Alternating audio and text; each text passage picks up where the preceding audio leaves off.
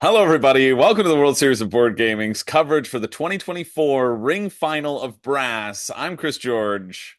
And I'm Brian Muller. That's right. We're back together again for a nice long game of Brass with four incredible players. Brian, I'm excited to check this game out. I am too. I'm just about ready to sit down, bunker in for a hmm big, long, fun game of brass. Yeah. Well, one of the things about Brass is I find that this time will go so quickly. All the decision spaces that these players are making is going to be so intense, and it's going to be coming down to a razor thin margin of decision making, as Brass always does, trying to eke out points whenever you can. These are some top level players. They've gone through Brass for the entire day, and they've all made it to the final. They should all be commended. Should we turn over and meet our players right away? Let's give it a go. Let's give it a go. But before we do, I do want to let everybody know who is watching that if you are interested in attending the World Series of Board Gaming in 2025, if you fancy yourself to be a good brass player, you want to try your shot, see how you perform against the best, well, tickets are open now, and you can use the code EARLYBIRD to save yourself some money up until December 31st, up to $100 off your ticket. So use the code EARLYBIRD. Check us out at WSBGVegas.com. And now let's turn over and meet our players. We're recording. We're ready to go. Yeah, we're ready to go. And again, Oriya is slang. He's using this, I don't know where he picked up, but using Oriya like WhatsApp or everything is fine. So is his slang for that kind of thing. And he told me, can you tell me that when if you go in the final? So yes, no problem. So. Right. Nice. Anyways, here's what, man. Not all of it. Oriya to everyone at home. Luca giving a shout out to people watching at home. Yuka saying, me too. I'm going to get in on that. And so let's meet our players, Brian. At the table, we have last year's champion in seat one. He'll be starting out playing in yellow. We have Yuka Otonin. Yuka managed to take home the win last year, and he's looking for a repeat this year, but he's going to have some tough competition. In seat two, we have Brian Littman Singh around there up top playing white. In seat three, who was talking, Luca Alaria. He is 2022's fourth place overall finisher. He came in fourth place. He won a Zool in 2022 and then won his semifinal game of Brass to make it into the finals in that Dune Imperium game, winking at the camera, saying hi to his fans at home. And also, Luca made the final table in Brass in 2022 as well. A very good Brass player, one to watch out for. But like everybody at this table. And then in seat four, we have Shivadeep Sarkar, who is playing purple. And we will see how all of these players shake out. I think for Brian and Shivadeep, I think it is their first final table. They've made it through the competition, cut away at the competition, and have made it to this final table, and are excited and ready to get going. We see them making eyes at Deep is also a really strong brass player. Yeah. Well, too. I had a conversation with him before this event, and he was not intimidated by the tough competition sitting at the table. That's true. You have to not be. You have to be confident going in, because all of these players made it through a tough competition to get to the final table. All of these players are fantastic brass players. It's in the rule. They were saying earlier, they said, oh, we're giving out the money. Luca's saying, yeah, I think we're all pretty good at brass, but it might be hard starting with zero money. So you might have to take a few loans to start when they're dealing out that starting income. He said, I think we're good, but I don't think I'm that good. This guy can't start with $0 in this game. You know, that brings up my first strategic point is I'm always interested in how the top players, when they take their loans. Yeah. That will be the thing to look out for during this game is how many loans are they going to take and when are they going to choose to take those loans.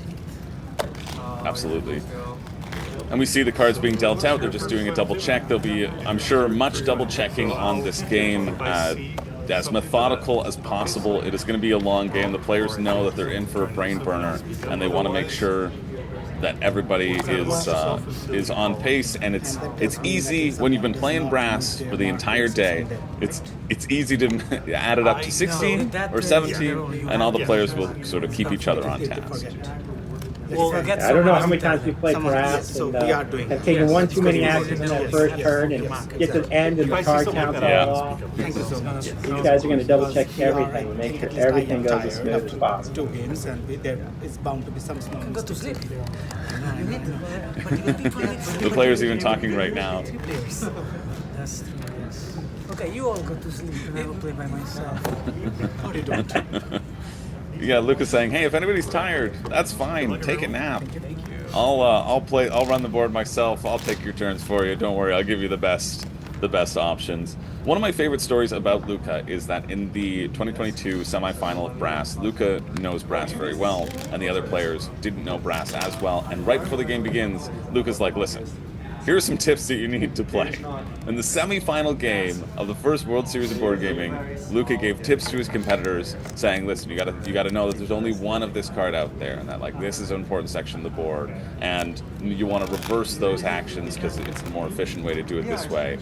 He still managed to pull out on top in that game, but it ended up being a close game, and it's sort of just representative, emblematic of the spirit of sportsmanship that you find at the World Series of Board Gaming. No water in here.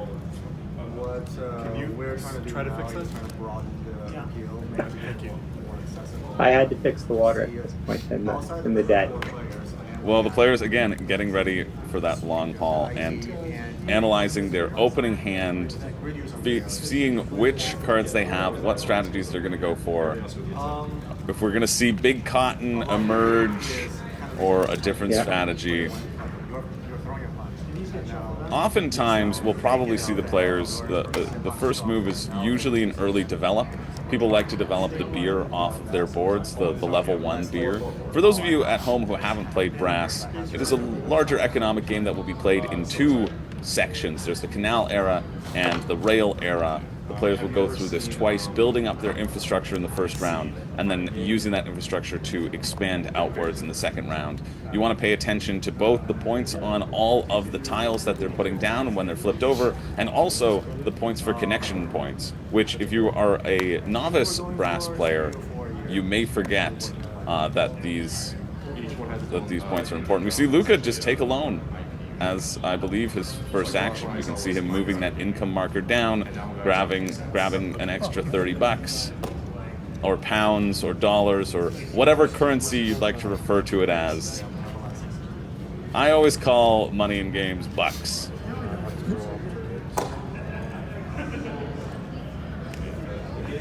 And that's going to keep him towards the top position here, so he'll be acting early in the next round. He makes sure that he can see what everybody's first moves are, and he locks in that first position. We see Brian making a move, also reaching for that money, reaching for the loan. This loan is essentially worth $27 or pounds or bucks or sterling silver to our competitors, because as you can see their income track moving down, you have to take a -3 income every time you take a loan, but definitely worth it to give you that flexibility of if you want to have a larger play. In like one spot. So do you press your either on the board or guaranteed resource that like I'm likely to forget if I go over there and mix. yeah. So this this is okay with you. Yeah, I'm cool with Put it just all there. all accept this. Yep, Brian making sure there's clarity on where the money is held. That's actually a great spot on the board for money. A nice little pocket for everyone. And we see another loan taken by Luca. Everybody wanting to make sure they have that flexibility and that money. Interesting also to the card choices that they're making for their discard as well too. Yeah. They've all kind of discarded an industry card instead of a location card here. Yep. So And they that must feel feels pretty confident about where they want to build their networks based on their hand. that feels pretty standard for a good opening play, especially in the Canal era, because you can only put one tile in each of the locations per player in that first era. And so having these additional goods cards, those are a little bit more effective in the second era, in that rail age, because you have a chance to double down on places that you're already at. And so here the location cards are going to be a little bit more important because you want to lock down those locations and make sure you get those expansions as needed. So I think makes sense, but I'm a bit surprised we've only seen loans. They were joking about it at the beginning. I often like to go for a development action as a first action and then take a loan on the second action because it ekes me out an extra $3. You know, I get my income of 0 instead of my income of -3. But these players, obviously, knowing that they need the flexibility of both of those moves and those plays next round. Okay, don't worry, everything is fine, don't mind. Luca seeding out the beer, and this is a good time to take a look at the board and see where the deliveries are. We have down in Oxford in that top right corner, the board being oriented a little bit away from the camera so that the players have an equal view of it. But in that top right section of our view, the bottom right section of the actual board, Yeah. we see Shubhadeep not taking that loan action, deciding he's going to do something. It makes sense. He's already in 4th position. If he takes a loan, he's going to be in 4th position again. And then deciding to do that develop action. Getting out early and getting rid of a cotton, a level 1 cotton, and the level 1 coal. Interesting. So it seems like Shubhadeep has sort of telegraphed that he's interested in buying for what we refer to as a big cotton strategy, trying to get your level 2s and level 3 cottons out as quickly as possible. So do you think he took that strategy more because he was in the 4 seat? Do you think he's playing more into his hand? That's probably a combination. I think the decision to develop was happening because he's in that level, that number 4 seat. Doesn't make sense to do a loan and maintain the same position. He can eke out that additional $3 on his next loan whenever he takes it, and especially because he's going for that coal develop. He's hoping too that by staying in the 4th position, players will start to use a little bit of that coal market, and he'll be able to drop a coal out on the board, fill up the market quickly, and hopefully get his income bounce back. Because coal at the bottom of that player board, they're not great for points, but they are great for developing your income early on. So doing that in the 4th position, I really like that move. Because he's thinking ahead to his loan, and he's thinking ahead to how he can get the money advantage over the other players. So we have both of the pottery delivery spots down in the southern section of the board, or our right of the board, which I'll be referring to it from our perspective moving forward. But in Oxford and Gloucester, which is on the right of the board, where you see those 2 barrels of beer, those are the only 2 places to deliver pottery, and they're both close together. So seeing a pottery come way up in the top of Belper on the left side, we're probably not going to see those potteries really get used that much. The main pottery is probably going to come later in Nuneaton, just based upon the orientation of this board and the delivery sections. We also have cotton being able to be delivered pretty much anywhere. Up top in the main section, on that left section of the board, in Nottingham and Warrington, where we see Yuka making that initial connection point. And then we also have manufactured goods over in Shrewsbury, which is our south. Iron. He makes it early on the edge of the board. Interesting. Yeah, a really nice iron drop from Yuka. He sees that with that development action, he sees a way to fill up the market and just make his money back. Also get himself a little bump in income as well. He makes back that -3 from his loan in income. He'll get a cool 3 points, and it's an easy passing of the buck to fill the iron market. An easy flip, a really nice seizing of the opportunity from Yuka. One thing I remember from Yuka's game last year is that he didn't care about player position. He was always sort of in the middle while the other 2 players were jostling for position. And so he was really able to benefit about constantly being in the middle and never being last in turn order. I don't know how we'll see him manipulate this turn order moving forward in this round, because it is a 4-player game.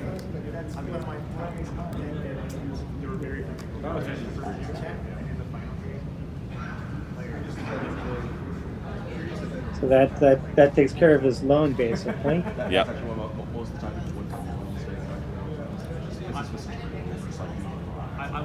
And we see the players have started to make a little section of tiles that they have developed to be clear above the iron market. That's why you see that level 1 cotton purple from Shuvadeep. Like you did not know, you didn't realize you had that. I had 5 U plans, so I was gonna crush it, but I had to play it because I missed kind of my hand. Gave it 7 points again. You were playing against Levi, right? Yeah. Like I ruined the game in the first round. It's just the rest Over to of me trying Brian. make the game perspective. Brian at the table, not Brian in the booth. I was up. I'm jet lagged and like I was You up. just had like a brain fart. And like I was up like since 6 a.m. like trying to get ready. I played like 3 games. Imagine they'll It get was the next day. I start. We can hear some chatter happening from the Lost Ruins of Arnak final table they're setting up. I believe that's the voice of Antoine, who was also in the Twilight Struggle final, talking about how he felt he lost on early on in that final. Spoiler alert for those of you who are going to watch that later. That will be released later, as all the World Series games will be released over the course of the next few months, every week, so to make sure that we continue to bring you that coverage and continue to remind you of that early bird code. Get your tickets now for 2025. Go to WSBGVegas.com and use that code EARLYBIRD.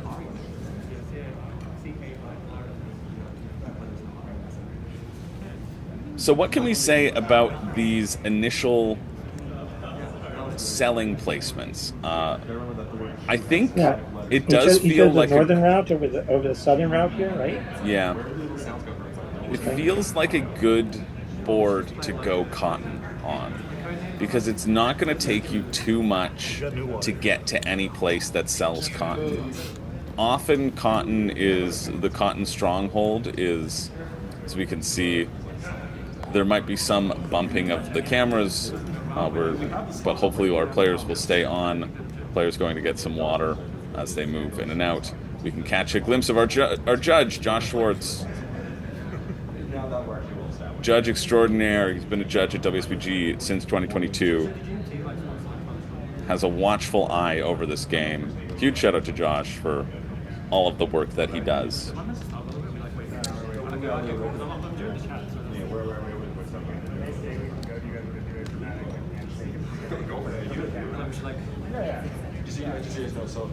Brian making a lot of decisions with this initial move.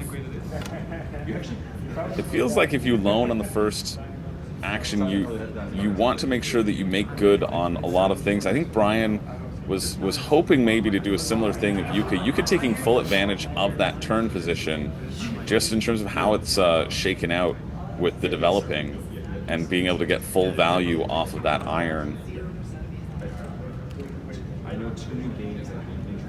Shuvadeep telegraphing that he's going to go for the coal. He may still consider doing the same thing. Maybe not the same value here, but he may consider it just because of the quality of the players at the table. And, he should be able to flip the iron pretty quickly, even if he takes it here. Yeah, there's going to be a lot more developing. So putting down another iron wouldn't be the worst thing. Or you could develop that level 1 iron off your board and just move to the level 2. Right, you can always make the same mistake I made the last time I played John Foley, which is getting all your iron out in the first epoch, only to have it overbuilt in the second epoch. But I think if you can make some decent plays here, playing into some iron here, I think the board could probably support a second one very early here. And one of the main differences that I find between sort of novice players playing brass and higher level players playing brass who know the game a little bit, well, you'll see that Yuka's not worried about somebody scooping up that additional beer, to the easy beer that can be used for selling things. We see a develop action happening, developing that beer off the board. Oh, is it gonna double develop?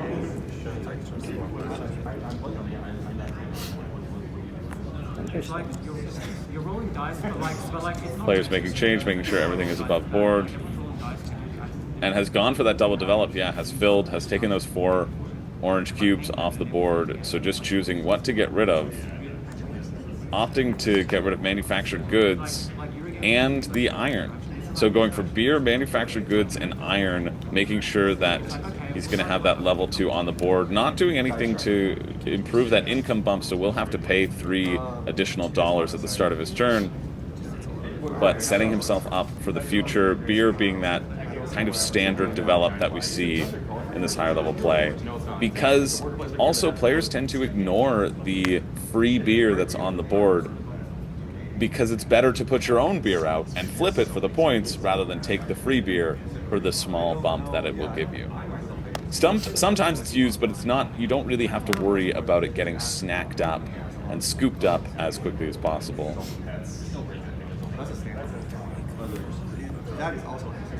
We see Luca playing some coal, so it seems like he's going for that iron, filling that market right up and flipping it right back over, seizing upon the opportunity that Brian gave him.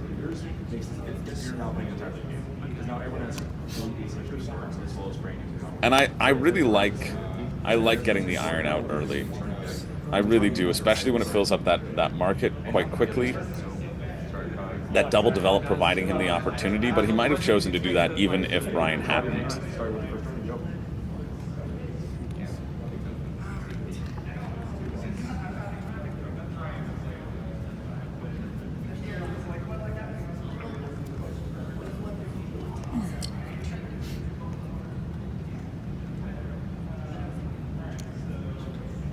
So I think what's interesting here is we definitely have one northern player and one southern player down here. And those choices, we'll see how they play out, those two choices about where exactly to go. Because I think they both played flexible cards. Oh, actually, Luca was set into where he was going to go. He played a city location. So. Yeah. And same with Luca as well, having that city location. But that's how they've based their opening plays, right? Based upon the formation of their hand. We can catch a little glimpse of what's in Deep's hands right now. He's got a couple manufactured good cards, or a couple cotton cards, probably why he's interested in investing in cotton, and he seems to have a couple yellow cards as well. So I see a purple, and then I see a couple green, so a wide spread. No red, which would get him to the center of the board.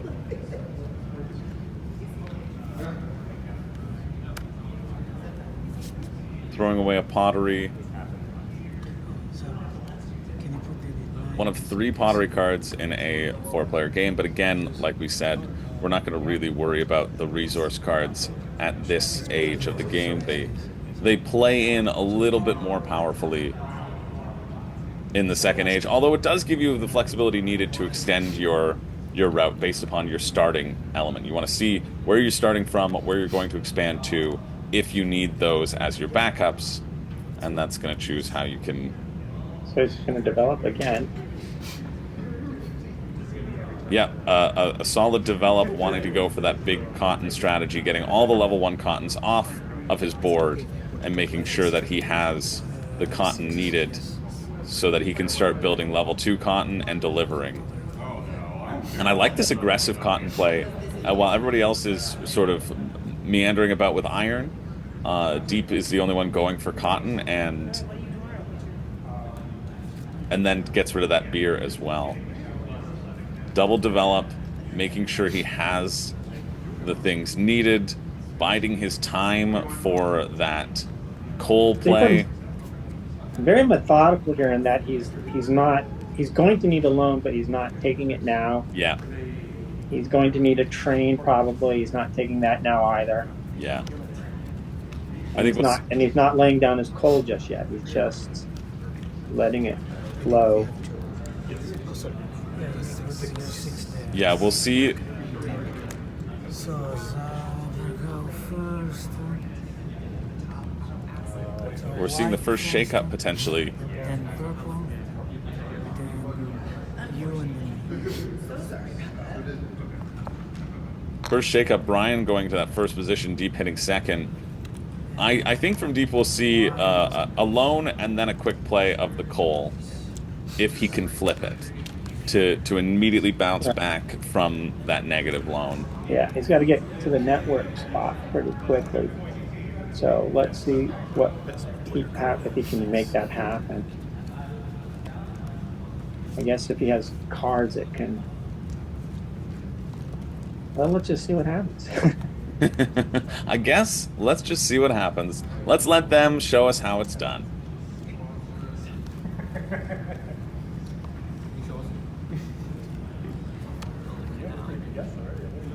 A quicker play from Brian. He had been thinking it out quite a lot in the last one, but knows what he wants to do now, knows how he wants to start building his economy. Making change first and then building a rail. Or canal, right? Oh, a canal. Yeah, correct. Getting ahead of ourselves here, aren't we?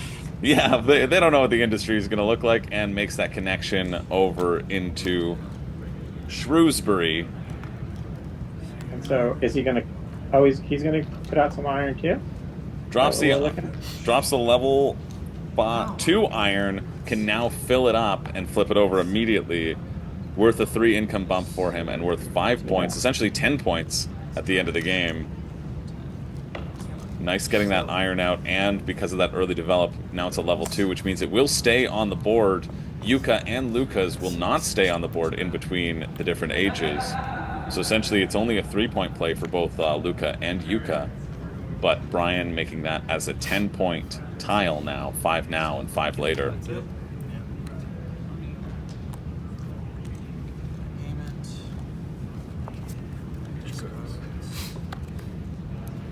That feels nice, capitalizing again on those develops. Oh, sorry. Thank you so much. And back over to Deep, who needs to now establish his network on the board somewhere. And I imagine we'll see Deep connect to that southern part of the board into Gloucester, down on our prospective viewers' right.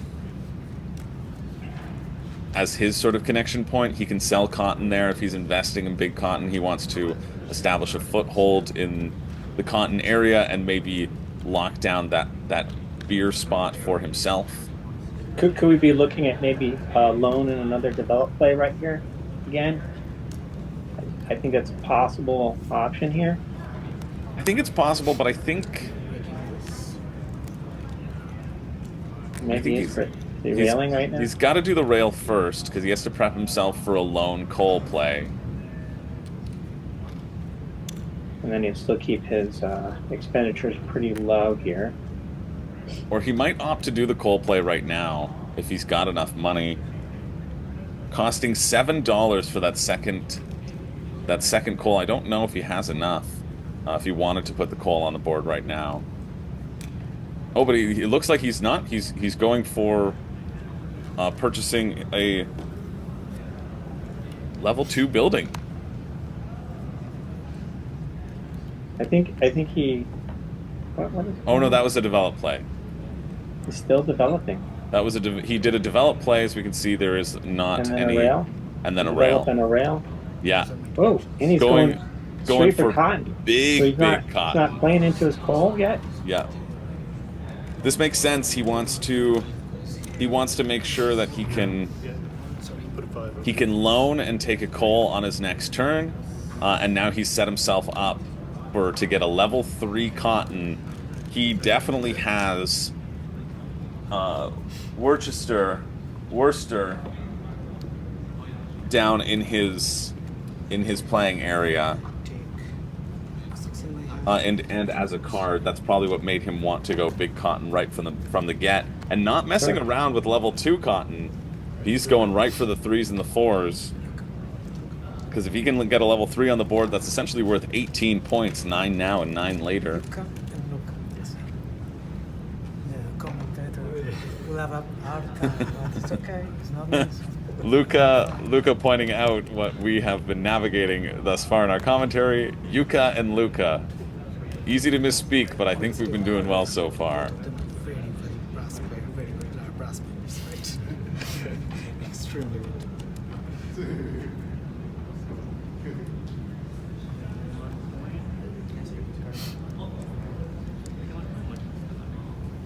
Play is now passed over to Yuka in yellow. Yuka hailing from Finland.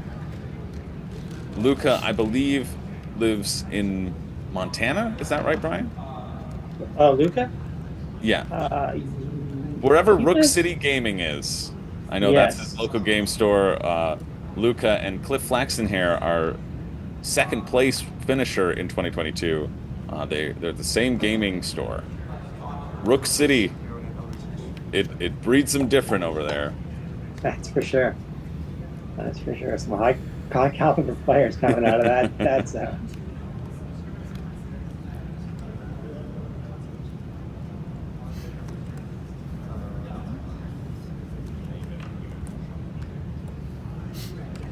Sorry, you caught me deep there and thought I'm trying to figure out where these guys are going with their plays. Oh no, for sure. They're I think we have Deep's next move mapped out. Yeah, I think we're pretty close to it. We the strategy there has kind of showed itself a little bit, but all these iron players though have pretty much can go pretty much any direction they want to go here. They're just basically building just their network on the outsides of the board, north, south, and west, and then we got a little bit of income flexibility. So we'll see how it plays out here for the next part here. Yeah, some nice separation from all the players, making not going in direct competition with each other, all sort of carving out their own section of the board, their own little world to play around in. Seems like Yuka has done a develop play as well. I see the iron being removed. And develops his beer, as we can see above the iron market, those two yellow tiles. So it's 10 total. You've got to do it at some point. And paying a premium, the first premium that we've seen in terms of developing, to paying the iron price, you might say. Paying the iron price, some might say.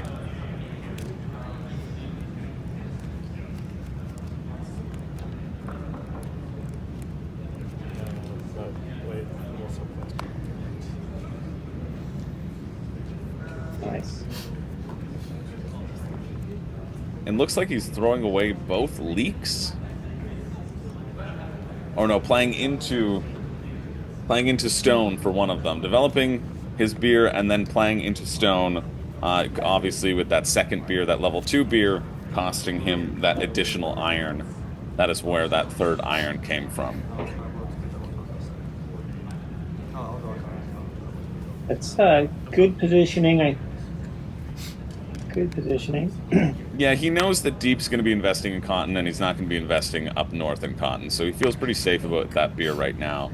The best beer space on the board that you'll see gobbled up by some players, or not gobbled up because there's only 2 of the cards in existence, and there's 2 spots in that early game, is Uxeter in that sort of central north space of the board, our perspective left, because it's connected by 2 rails, and so there's no way for anybody to steal your beer in this first Canal era.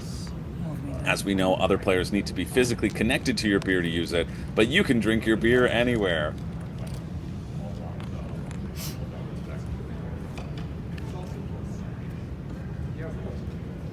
We see Yuka extending with a rail.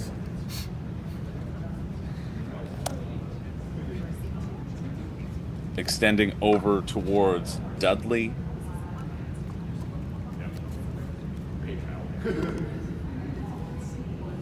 And then his second action, I think, might have been a scout action. I'm not sure I saw his second action there. He built a rail, and it didn't look like he developed. I think, did he take a loan there? Is that what happened? Oh, yes, it was a loan, for sure. We can see his marker has moved based down. on the amount of cash he seems to have and his pot. And his income marker. Yeah. That's exactly it. Doing that so he can play in first position and get his level 2 iron out. That's 2 iron on the board. Why he expanded it over to Dudley. Now he can capitalize on that. Goes back up immediately and gets that iron out on the board and gets a nice little cash infusion, especially because He picks up 8 money for doing it. It costs him 11. It costs him 10 to do it, but picks up 8 back. A really nice return on that investment. And now Luca is really flush with cash. And then for 3.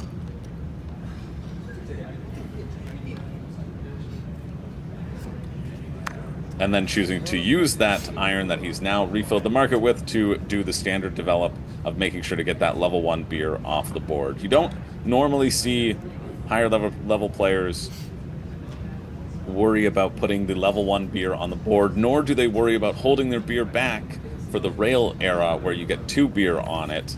You'll see these players gobble up the beer spots relatively quickly.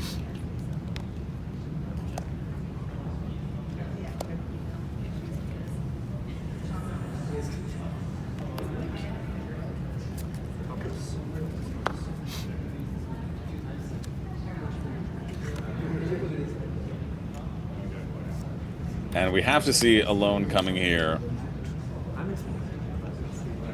There's the loan play, and now we'll just see if Deep has the location needed to drop some coal that could be filled. If he's sitting on Dudley, that might be a nice rail that Luca just laid down for him.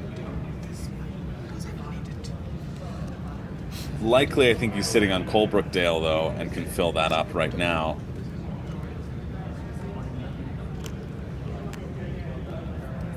Or maybe not. He doesn't have the connection yet for the coal, and so goes for his beer.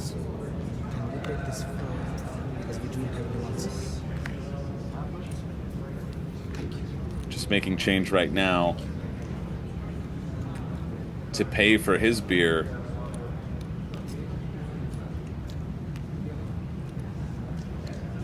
On the top right. Oh no. Yep. Yeah, heading in the top right over in Derby.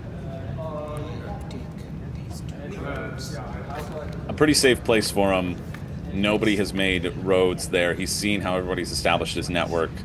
Fairly safe that no one's going to touch that beer, and he'll be able to use it to sell his cotton down the line.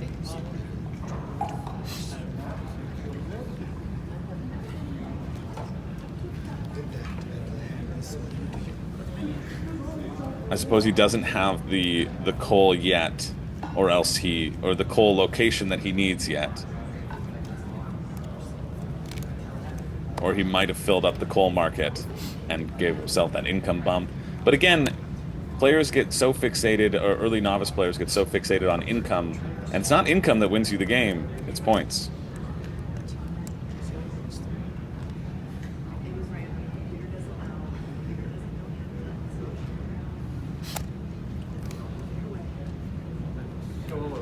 And we see a beer placement from Brian as well, getting a fairly safe beer on the board over in Burton-on-Trent.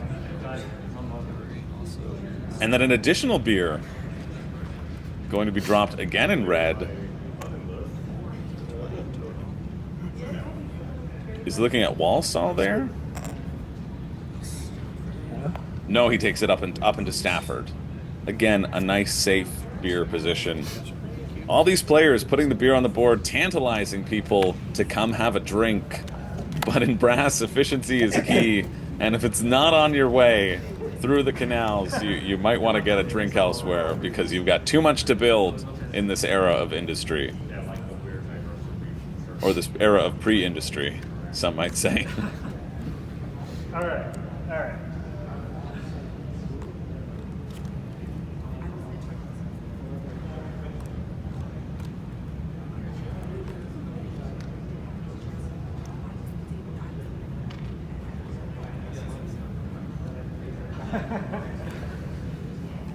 Currently, this is the juiciest time to play iron right now, because the cost of 3 iron is not fulfilled. If you were to play an iron right now, you would essentially get all of your money back immediately.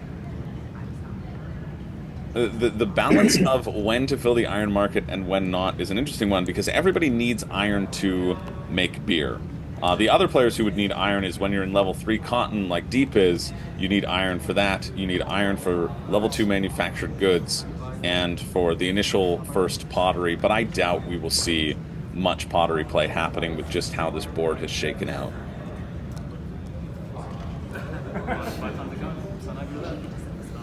It's not impossible, but I think the pottery that is going to be interesting will be down in Coventry, over in that southeast quadrant of the board, our top right. And 20 is the highest. Just in case.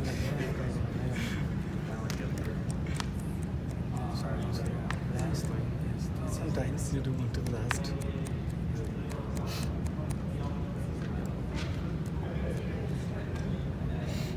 Not in the middle of the Canal, but yes. Yes, it all about resilience.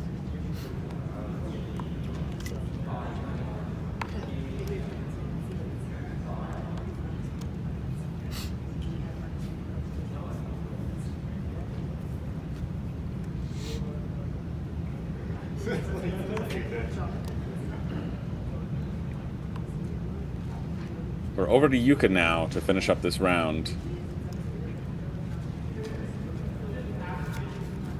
Flirting with that green card in his hand.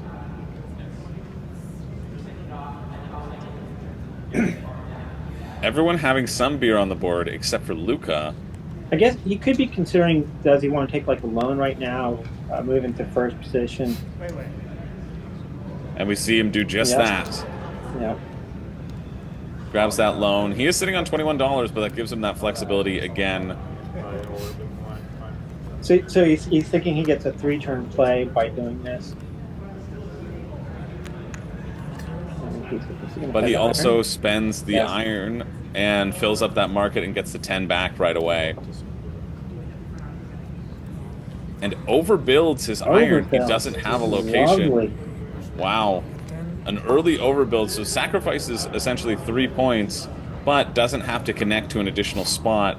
Keeps that efficiency, only pays $10, and now puts his level 2 on the board. Instead of developing, he's able to overbuild and take that income bump.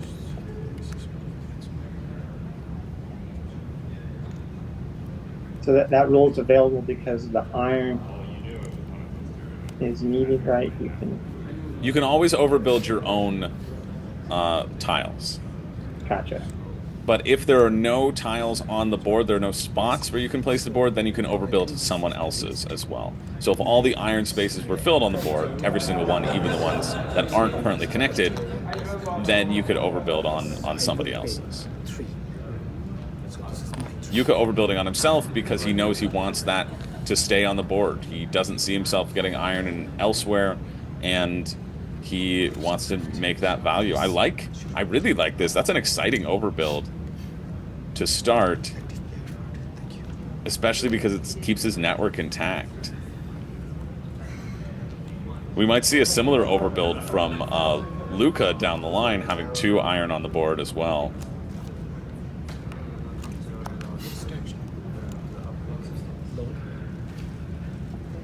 So I will push myself from -3 to -6. We see another loan from Deep. He's got a plan.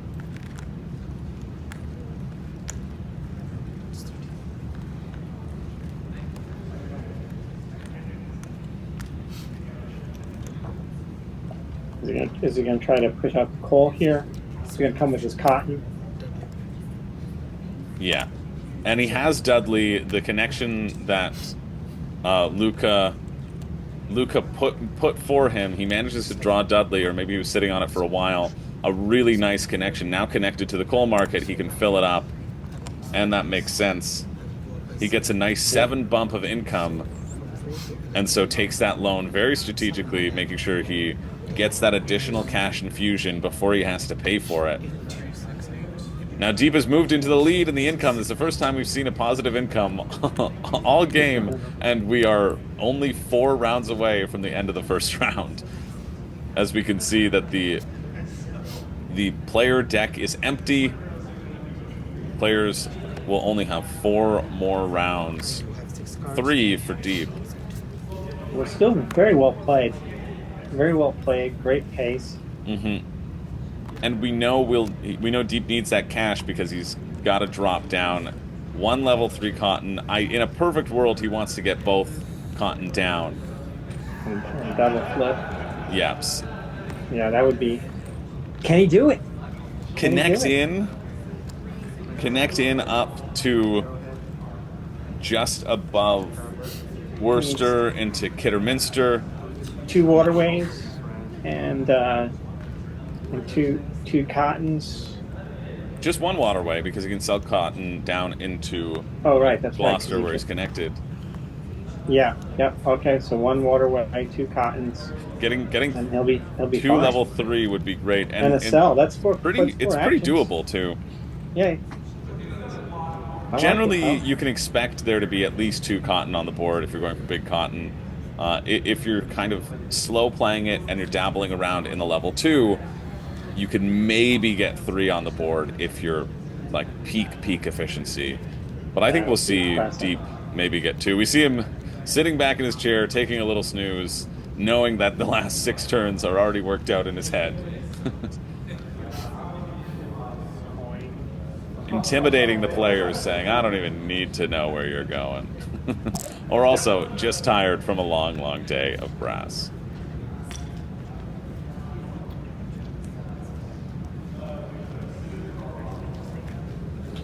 And it appears Yuka does not have his whole turn mapped out yet. He's going to have to think a little bit deeper. Figure it out.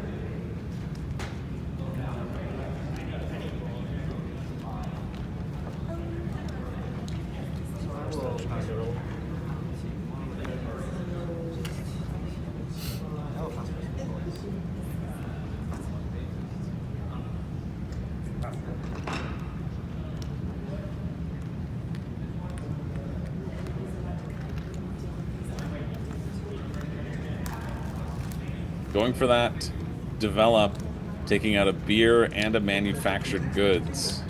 It looks like, oh no, a coal.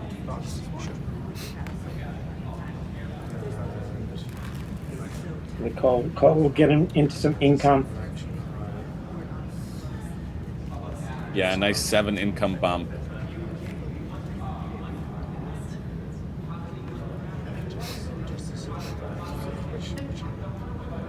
Likely he's sitting on Colebrookdale.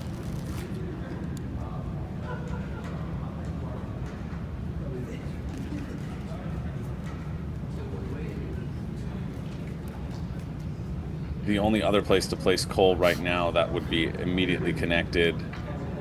He can't go for stone because he's already in stone. So Colebrookdale looks to be the place to drop that coal. As makes sense because of its name.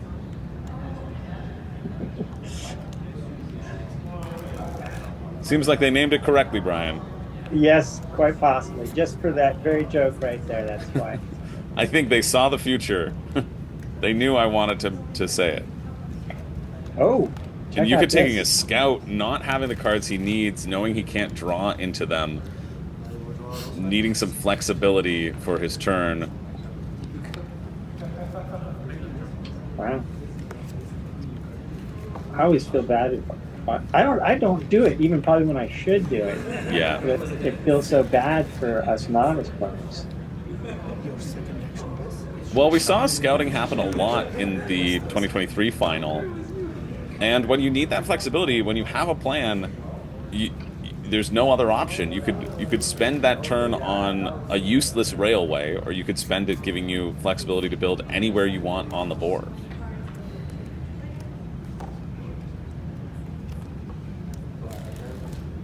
So that's one of the big things about this game, right? Is the economy of actions. How exactly fixed set of actions, and you want them to all be good. So if you're willing to trade one action in to get 2 perfect actions, then I guess that's what you need to do, right? I'm interested to see what Brian is thinking with those 2 beer, because he's already developed the manufactured goods off of his board, and will be going for that level 2 manufactured good. But when he gets to level 3 manufactured good, you don't need beer for that.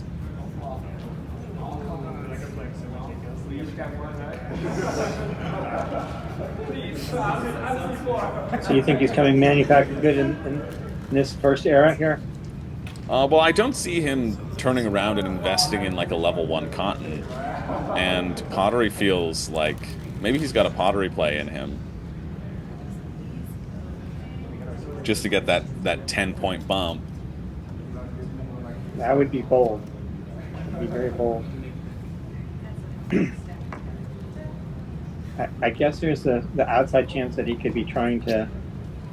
Is there a place for iron here? I don't know if there is. Yeah, we see Luca also take a scout, needing that flexibility. He was hemming and hawing with his body language, but eventually decided that he needed it.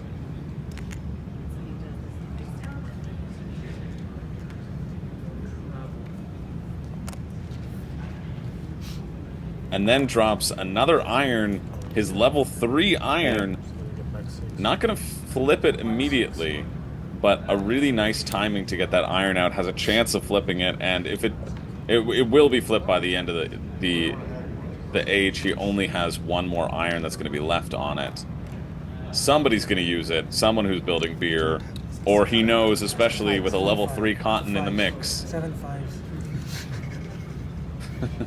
Lucas saying, "Yeah, it doesn't matter how many 5s you give me. It's 2 5s, but you could give me 7 5s if you wanted."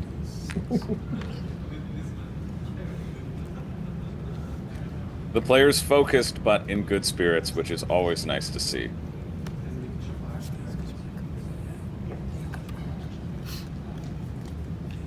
And you can see why he needed that scout action, wanting to take advantage of the iron and be the only person to be able to flip their level 3 iron, which is essentially worth 14 points for him. 7 now and 7 later.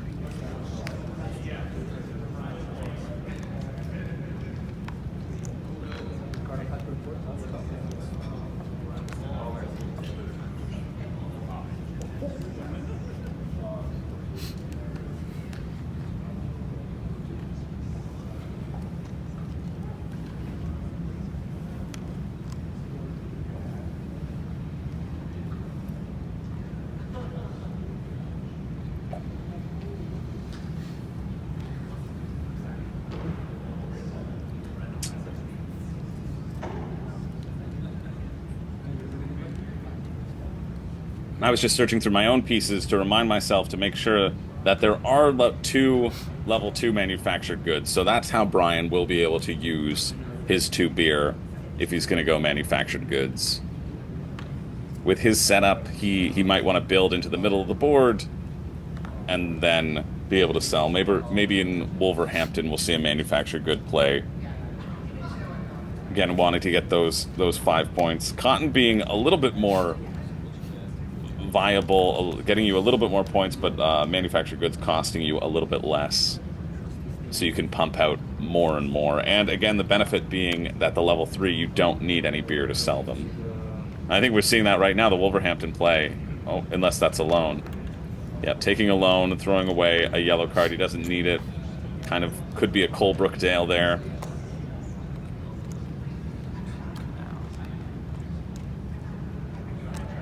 And then spending 3 to build a canal, and we'll see that connection happening right into Wolverhampton, making sure that he's set up for that manufactured goods play.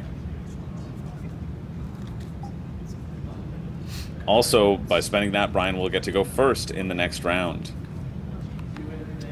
What's been interesting, there hasn't felt like there's been a lot of blocked plays from these players so far. I think we'll see more of that in the rail era, but they all kind of pick their spot on the board. They've all been very open into what they're doing. Only one is going for cotton. You get 1 income, you pay 3 to the bank. We haven't really seen that much commitment. I guess Yuka and Brian are both going for manufactured goods, as indicated by their develop of the level 1 manufactured goods. 315s. Well, thank you. Them too much. First time.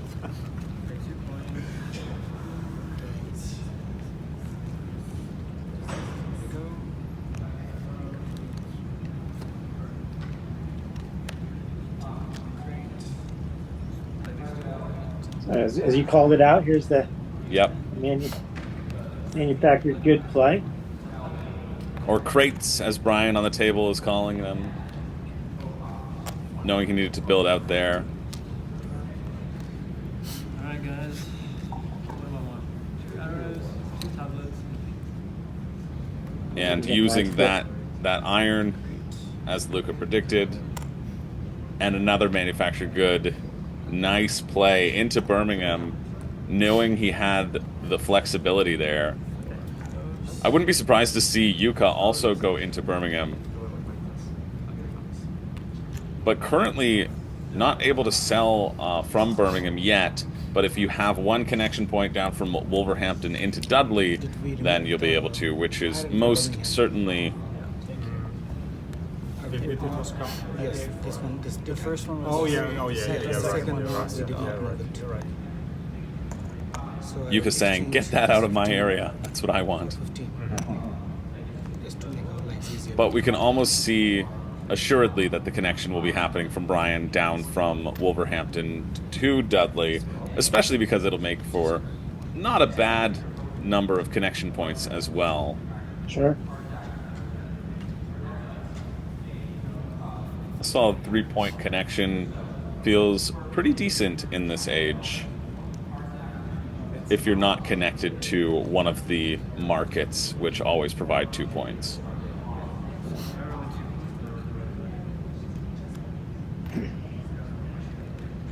That's one of the reasons I was a little surprised by the choice to go north instead of going south, because you see Luca's Canal are going to get 4 points, right? Right. And I think it's going to be 3 there for Yuka, right, up at the top. Yeah, correct. So will that point make a difference? I don't know. It very well could, right? Every point does count and does matter in brass. It's a game of inches when you're playing against these competitors, all 4 of whom have earned their spot.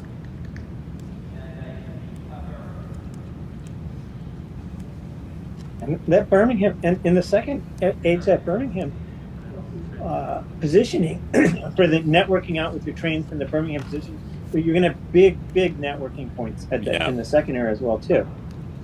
But I'm not going to question what Yuka does. He's very good at this game. Just an opportunity for me to pay attention and learn. Hey, even the top players could make mistakes. Just because you won a ring the previous year doesn't mean you're guaranteed to win it again. There are many people, 3 people at this table, wanting to take that ring for the first time, and Yuka would love to have a repeat under his belt.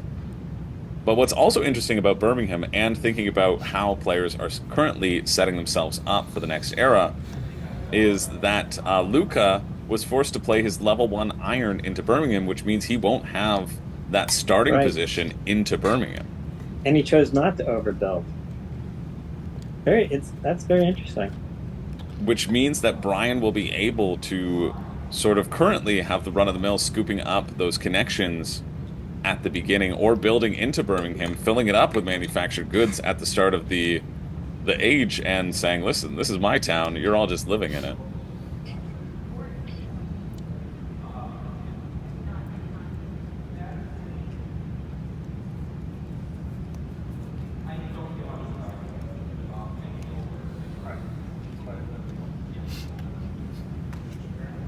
And we're seeing, play has been pretty quick so far, but we're seeing more methodical play than I would expect in these final moves of the round.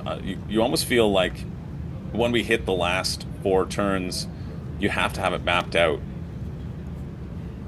At that point, I always find those turns end up going pretty quickly, but we see players just trying to focus, buckle down, lock in, and really maximize the amount of points that they can do. We're seeing Yuka making sure they're getting the little details right here, right? Mm-hmm. Making sure, is this exactly where I want to be setting up into the second era? And we see Yuka has just grabbed, I think, a level 2 manufactured good. He can place it anywhere he wants. Is he going to go into Birmingham? now that he knows that a connection will be happening from Brian, he does. As long as he stays out of position, he's got the ability to sell, and he knows too that Brian is likely not going to use that beer, that is the free beer that's sitting all the way over in Shrewsbury. So this is a level 1 play, right? And so he's looking to get it off the board and generate a little income, but he doesn't end up, again, he's not going to end up with any staying power. No, this is a level 2, because Yuka developed, I believe. Yeah, he developed the manufactured good off the board earlier on, sort of telegraphing. Correction, I stand corrected. Or sit corrected is the case, maybe. Well, we'll see at the end of the age, but I'm fairly certain that's what happened. I think a great play from Yuka. He knows that Brian is going to connect. Oh, and he's making a move maybe for pottery. Whoa. Might we see a pottery drop down there? Either pottery or another option for manufactured goods. But having that connection over there, especially because he scouted. How are you going to play this out? And, well, he scouted and he knows that he has a free good of his choice. There's a potential for a pottery play. Wow. I really like that extension. It just, does he have enough money to make a big level 1 pottery play? Either way, it's still going to be pretty good points, right? It's true. I mean, it's the same amount of points for him. If it's a level 1 pottery play is worth 10, or a level 2 manufactured good, also in the first stage, is essentially worth 10. You just get a little bit of a better income bump with pottery, but it's probably not worth that additional 7 coins that it would cost to do it. Don't wait too much. Time to be? To build the cotton. I think Now it's Yes. I am wondering whether I should scout or not. Lucas saying it's time to peel the cotton, Deep. it's growing way too much. You gotta process it somehow. There it is. I think we'll see that as a canal, probably moving up. Yeah. I will actually build a canal. I mean, I cannot interfere with your desire to pick up a system. Feel free. And we'll see that go upwards to Kidderminster, as predicted, making sure he's got that beer spot locked down for his own uses. And then plays a nice using of that good tile, playing the cotton in the area that he doesn't have, dropping down a level 3 cotton. He will for sure go last in turn order, but that's okay. He wants to make sure that he secures that location. And more importantly, he secures it for the turn efficiency. A big cost. That is 21 for me. Costs him 21. 3 for the coal, 2 for the iron, and drops the cotton on the board. Yeah. Although I don't think turn matter is going to matter for him here. He's got his. Oh yeah, he has his plan locked in. So yeah. So he just did a good job of playing through his plan. Yeah. Picked the plan from turn 1 and just executed it straight through here for the whole era. And with no interference from everybody around the table. He looked at his hand. He knew that he had cotton, the ability to go for cotton, and is executing the plan very well.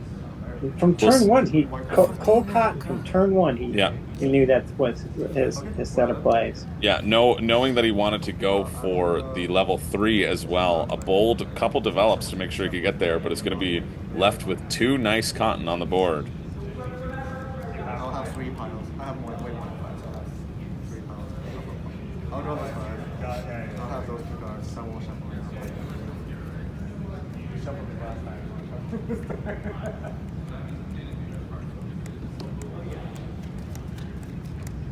We need to make a play for some form of income here. Yeah. And Luca really hasn't committed to an overall plan just yet. Can we see it develop here? I think so. He does go for that develop. Now we're going to see where Luca's going to want to go. Opts for manufactured goods, knowing that it's too late to get into the cotton strategy. And generally speaking, I think if one player is doing cotton, if another player does cotton, you tend to knock each other out. So I think Luca's kind of forced into this decision. But he's going to have a nice location and a nice spread for manufactured goods starting the next round.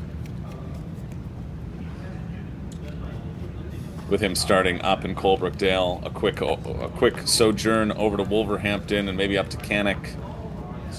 My understanding here is that manufactured goods are the safe play, but not the big play. Mm-hmm. Yeah, cotton definitely feels like more of a boomer bust strategy, and then pottery is the ultimate boomer bust. Yeah, it's gravy, you know.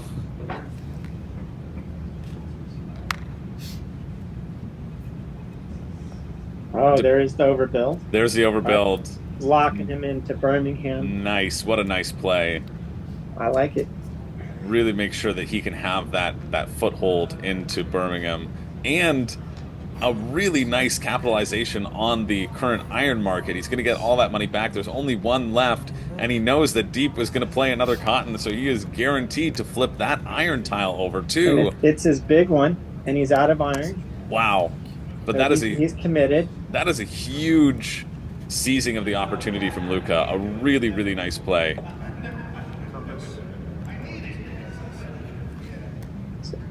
A savvy develop to put himself on the right foot, and then dropping that iron in. Again, great use of the scout action in the wild card. I really like that play. For me, that's the move of the first age. I think it's still bold though, right? It's still bold because once again, maybe I'm just nervous having been overbuilt before, but he doesn't leave himself an option to take the overbuild. That's the danger, I believe, of placing your last iron out, is if there's an overbuild situation, you can't be the one who does it. Yeah. Right. So you expose yourself to somebody thinking that you're the best player at the table and that you need to be overbuilt. But I think just judging how the board is currently, I don't see that happening. There is still a spot in Redditch that only requires iron. There's still a spot only in Derby that only requires iron. I don't see this board shaking out the way the players are going. And we did already play a lot of iron out, so maybe the iron market doesn't collapse. So we'll see how it plays out. I mean, it's one of those plays that you both love, but you still just got a hint of nerves in the back of your head about, but you love it because it's going to be points and income, and it's really going to set him up well. Yeah. And maybe he just doesn't care. I mean, flipping that iron tile, getting both of his iron tiles, he's essentially gotten 18 points and then 14 points. And then another 10 points over the course of the game.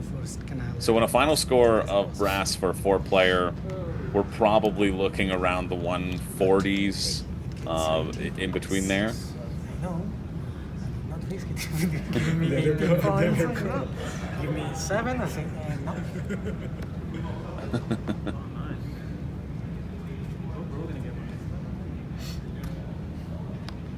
Yeah, Luca and Deep talking about all the points that Luca will be getting from his iron.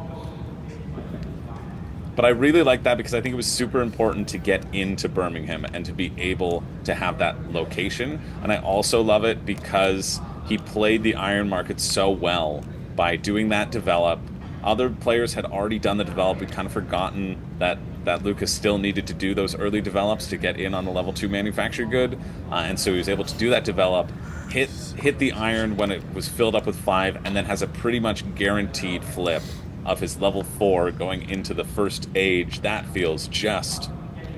Plus giving him that foothold in Birmingham, which already is going to be worth a sizable amount of connection points no matter what. Sure. That just feels like a really, really clutch play from Luca. I love seeing that.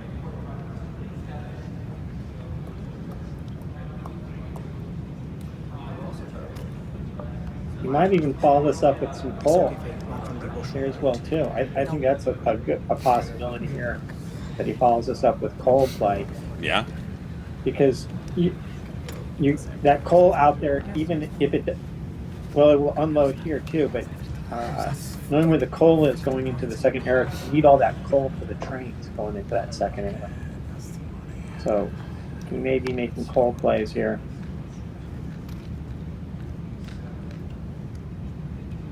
Deep and Brian knowing that they're last in this round.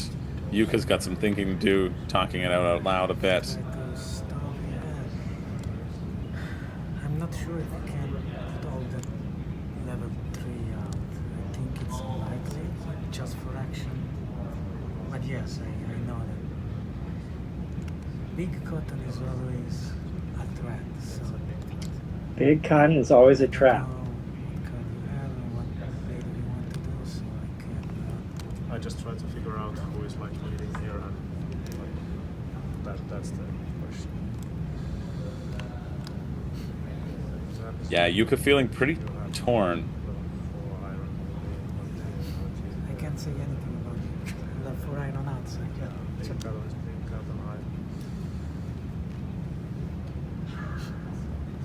Yeah, Yuka trying to assess who's the bigger threat, I think, right now, and who he needs to focus on blocking. And Luca's saying, well, I can't say anything about my iron. But, you know, big cotton's always a trap. I think it's too late for Yuka to pivot to cotton, even to try to do a blocking play there.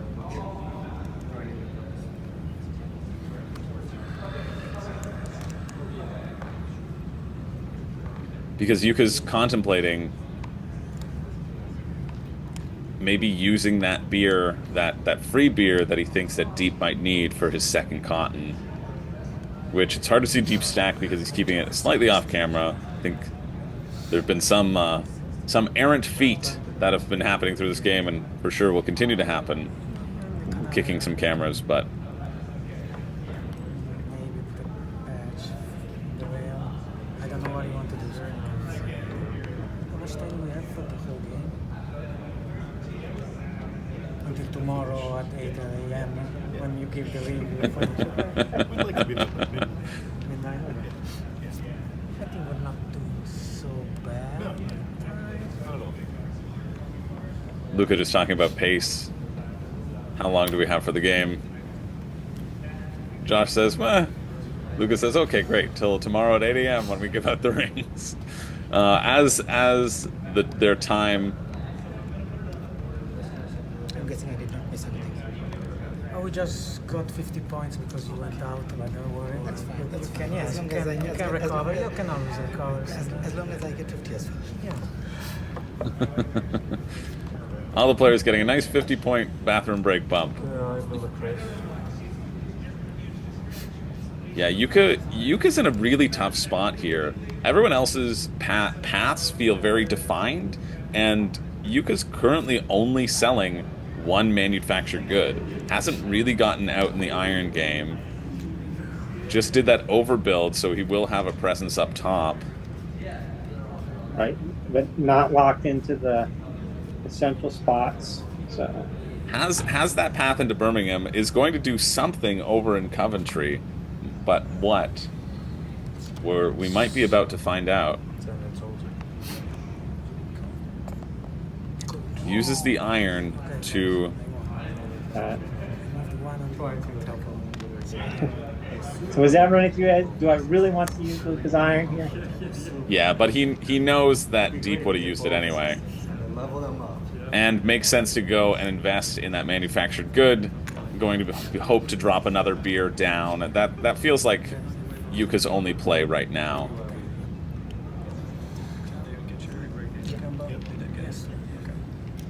You see from 1 to 2. Brian making sure Come on, that's up. that Luka took that all-important one income bump. The people looking at us really look, you know, it's those double income bump. Come on, from 1 to 2. Yeah, Luka rejoicing in his double income bump. It can happen from 2 to 4, but it's a difficult thing. It can happen again. I take a loan and I go up. You know, You can do it. That's true. So, More could happen more than one. Have you ever thought what happens when you go from 0 to 1? yes, you break the math. Talking about, well, if the math is even better going from 0 to 1, it's more than double. It's an infinite increase. It's times infinity plus 1. So we will move you from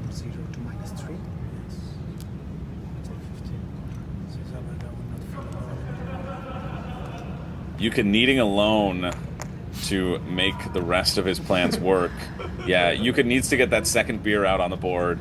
We haven't seen anybody play Uxeter yet, and I think people are holding that. I wouldn't be surprised if Yuka's holding that in his hands as Yuka.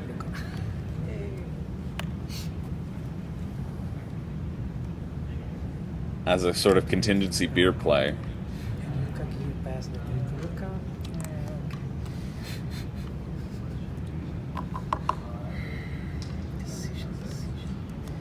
Luca taking joy at the struggle that commentary might have.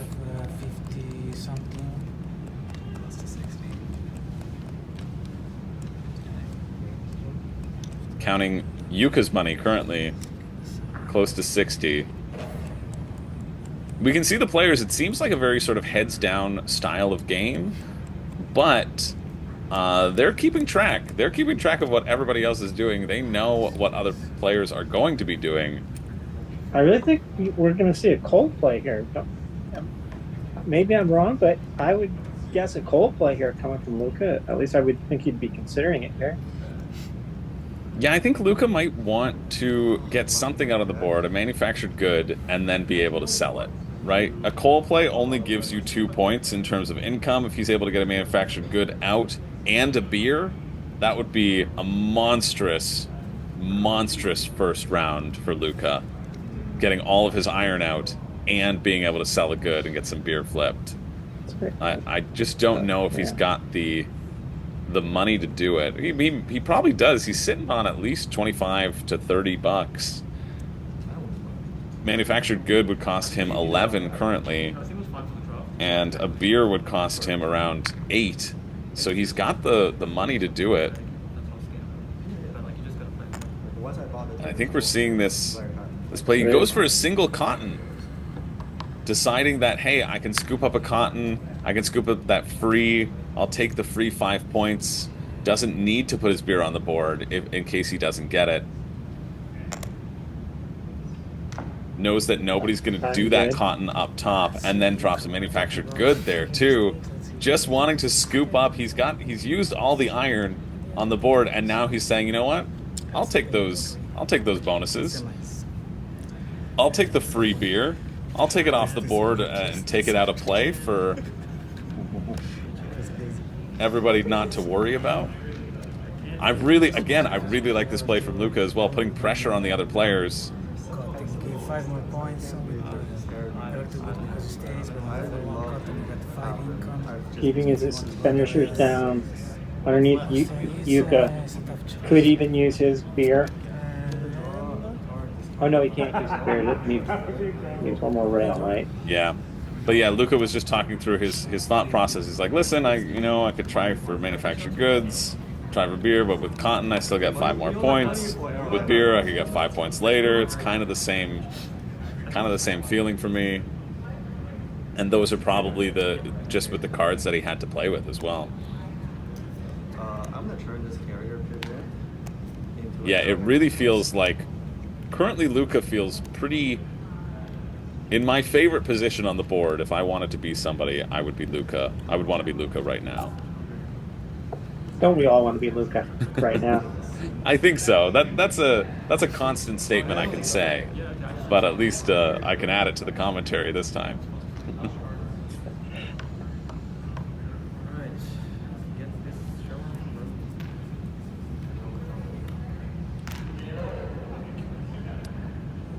Yeah, I feel like our defending champ Yuka is in the toughest spot right now, but I like the moves that he's made.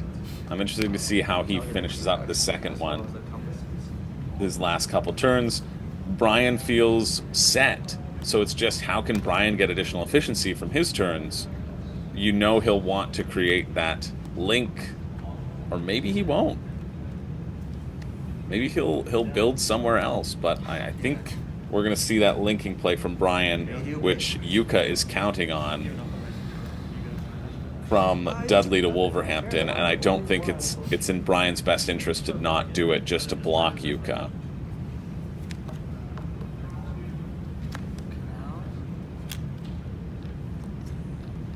Let's see if we're going to see that Canal canal right tell now. us where he plans to be.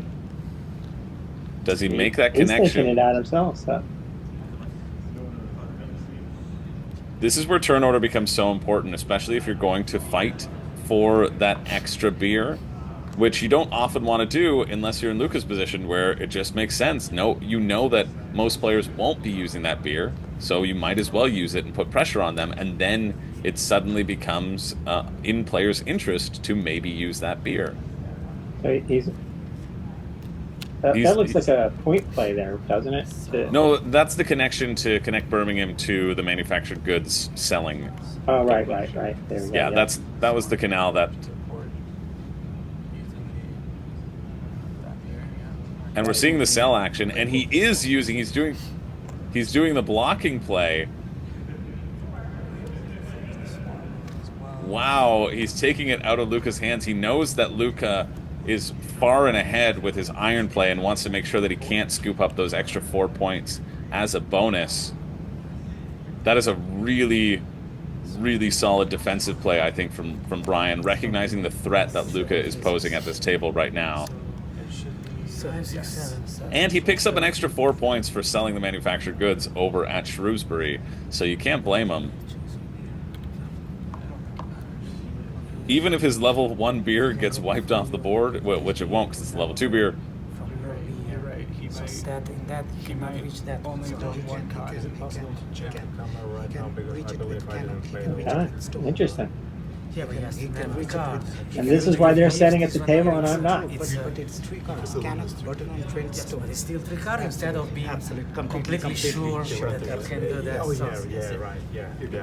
yeah, Luca pointing out, hey, he's taking a chance, but here he's sure that he I can think do you're that. taking a chance by using that beer.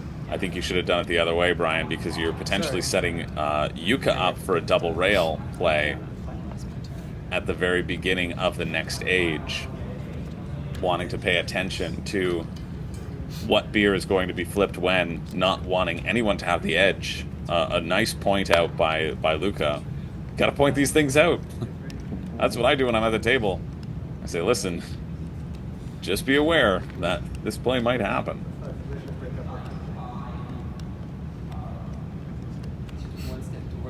Want to create the canal here and so here to create here. But that will be too much. He will still not get the full. Yeah, Luca talking about other potential No, but he alternates. For That one. yes, for having two custom cells. I will sell my 2 cards. Enough. Yeah, talking about who he wished Brian had blocked. He said, Brian, I'm no threat. I just have all of my iron out on the board and I'm getting a boatload of points, but Deep might get 1 second cotton out there. I wish you had blocked him instead. I will take a loan out. So from 2. No, sorry. This one. There you go. You see, it happens Yeah, in but my I head. I'm stopped always using red. From 1 to. No, don't worry. -2. 1, 2. Deep going, obviously preferring to play that reddish-orange player color. I forget the things. That's 15. Yeah, I really like that play from Brian. I think Brian recognizing the threat of Luca's position, needing to take that 4 points away. And the total. I think that's a really important move. Profit 4%.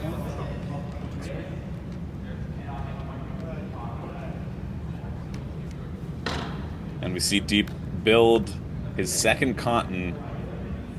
He will be able to use that barrel down there that Luca wished Brian had moved down to block. This over here.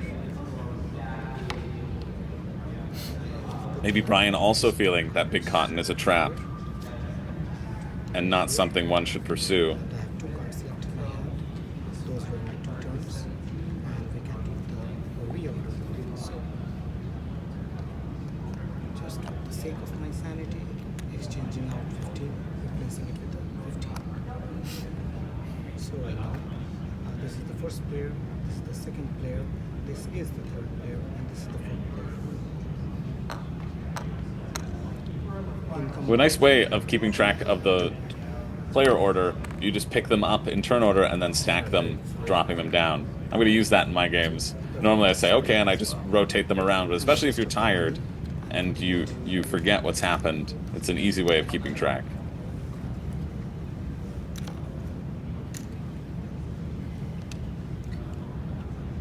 So we are down, I believe, to the last move of the game. I think all the players will have 2 cards in their hand. Yeah.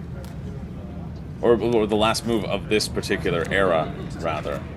Oh, yeah, sorry. So I feel like a turn like 4. Oh, yeah, Loan. 2 loans. Double loan. Double loan to make sure that he's first player going into the next age, making sure that he can capitalize on doing that double beer play if needed. Yeah, Brian doesn't really have anything else that he can do, so might as well set up for that next age. A really nice play. He'll have to take a bit of a hit in income, won't get full value from those loans, but it's a nice play to keep first going into that all-important second age, especially if you want to start building out Birmingham, use your beer, whatever you want to do.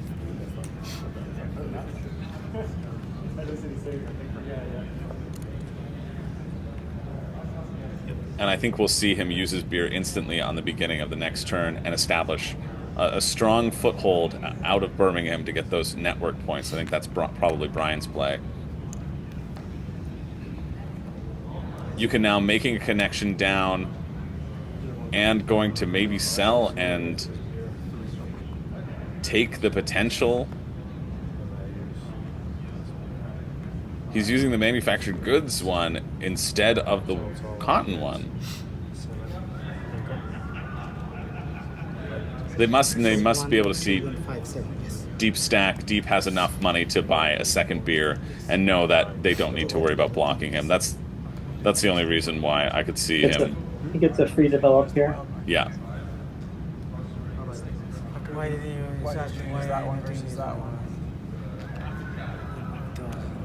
It only matters with Why not take the wild and not save it for somebody else when you can? Yeah. Again, the player is asking the same question I did and then coming to the same conclusion that Deep has enough money to make the beer, so it really doesn't matter.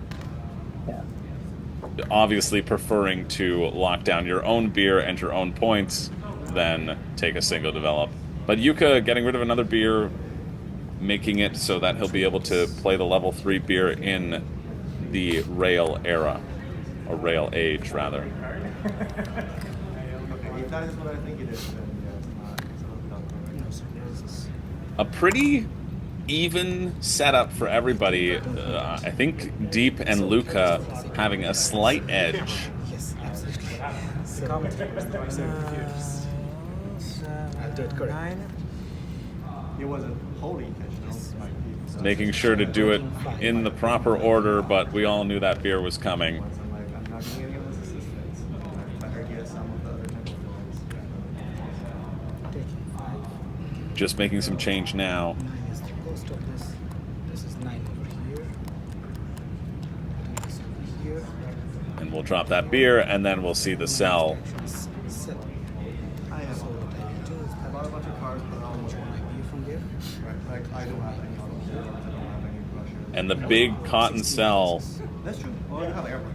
which will essentially give Deep 18 points for each over the course of the next 2 ages, up to 36 points, plus his beer Together they're now. That's hitting additional 10. I like so where he's at. has essentially gotten 56 points Last. from Big his Con, we'll buildings. find out if Big Con is a trap because that certainly feels good. He's got to make up about another 100 with everything else if he wants to be assuredly in the lead, maybe 90. But he's off to the right start. Got a good income. Yeah, his income is nice going into the next round. Now has gotten that Good nice income, bump should with have good Cotton. points. Should have good points. The only maybe thing is maybe his position is not as strong as as other players, but everything else looks very good, right? Mm-hmm. And Yuka is going to get to sell his manufactured goods as well using the wild now that it's all connected. So the blocking play from Brian not really going to factor in as a block. But Brian wanting to keep his, and maybe Brian realizing that now. But Brian still will get to have his beer for a double rail action, but he might have preferred the additional 5 points. Oh, and Yuka holding on to Uxeter, one of my favorite places in the game. Dropping a beer down. Using that beer that he just placed, selling the cotton for free, which gets him a little $5 income bump or money bump. 5 and 5. Sorry, 5, 5 and 1. 11. Moving up 11 on the income. Also nice on the income, yeah. Luca's position is dangerous. I believe this is the correct order. So let's get to the income. So yeah, that wild beer not coming into play for anyone. All the players rather are using their own beer. The only decision here being Brian choosing not to use his beer for this trade-off of getting that additional 4 points. Only 1 point difference. And first play. First play, right? So we got one player who's going to take first play. We've got 1, 2, 3, 4, 5, 6, 7, 8. Now they're counting the rails. 11, 12. 12. 12. 4. That moves it to 16. 16 points currently for Brian on the board. I really do like taking that extra beer. It's only a 1 point difference, and you keep the beer on for a quick double rail play at the very beginning of the next round. 10, 11, 12. Although he does lose a little bit with his income. 12. But he also has the beer ready to push him back into the positive at the start of the next round, which is a nice one. 0. Yes. 7. 7 points for deep for the Canals. 1, 2, 3, 4, 5, 6, 7, 8, 9, 10. 0 plus 10 moves it to 10. 10 points for Luca. 12 for Yuka. And a 12 for Brian as well, only having that additional 4. 15, 20, So that will be 16. Plus an additional 20 points. and nothing dies because they are level 2 or more. Again, 5, 10, 15, A nice methodical scoring. 20 points for Yuka. The only difference being that 4 points Brian gained from selling at Shrewsbury. 20, 30. 30 plus 7, 27. Look at that. 30 points, putting him at 37. 37 solid income. Mm-hmm.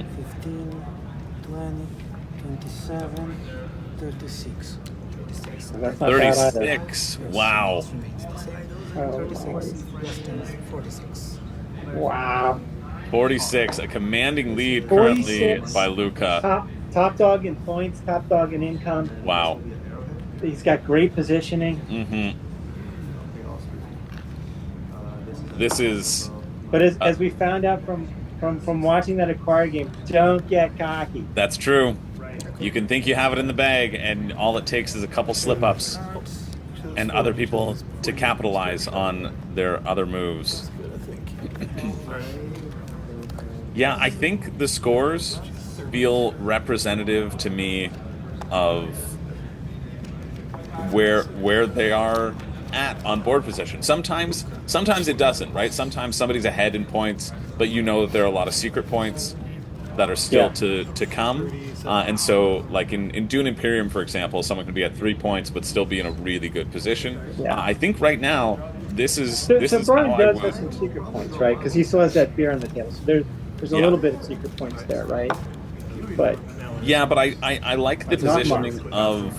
of Big Cotton. Like I would sort of seed it in this way as my predictions of winning right now, I would give the edge to Luca, and then to Deep, and then to Brian, and then Yuka has a lot of work to do if he's going to come back from this. Yeah. As the players shuffle the cards, they might be taking a small bathroom break. So I think maybe the one advantage that Yuka does have going into this last round is he's acting second behind a player who pretty much has a 4 set of actions that he's going to go through. So Yuka actually kind of has the board open for him as to what he wants to do with his first play. So we'll see how he plays that out if his cards work with him. I think people forget a lot about the rails and how many points you can get through connections, and I think round 2 is always decided more by who plays the connection game more effectively than the point selling game. Exactly. So there's not a lot of pull out. Pull's kind of expensive here. So can you make connections, 2 quick connections, and then throw down a call? Is that possible? Do you have the money to do that? Yeah. And still get those good connections coming across into Birmingham, which is going to be what is that? 1, 2, 3, 4, 5, 6 points at least, maybe more. Yeah.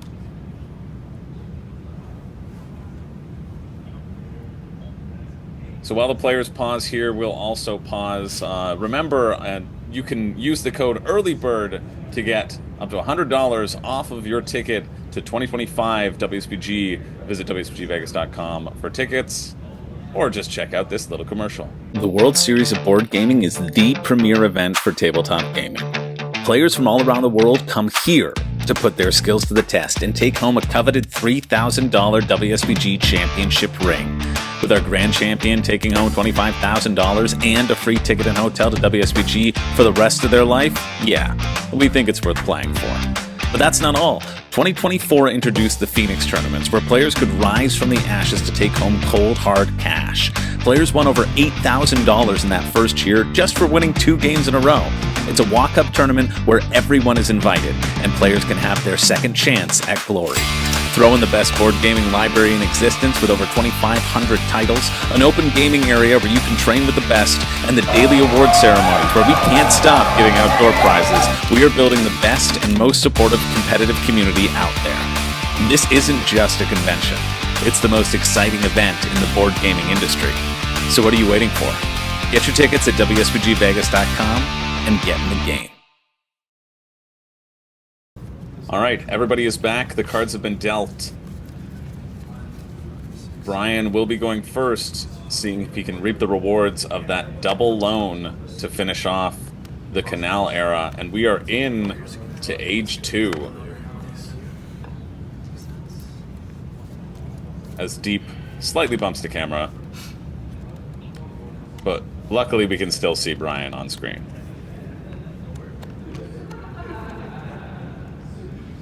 And we can see the logos of our sponsors just a little bit better as well. So, great job. Huge shout out to all of our sponsors. You can see their logos underneath some of the player boards as well.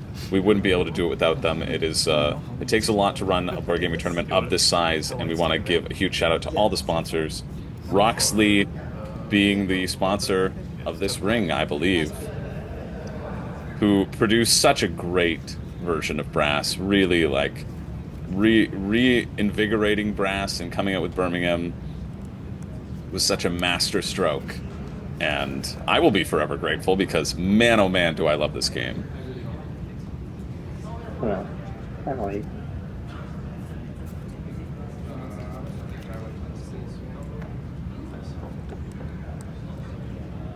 Brian making his decision. We can catch a glimpse of Brian's hand there. I see a lot of resource cards, a couple purple cards, and maybe a blue. That's not the situation maybe that he wants to see.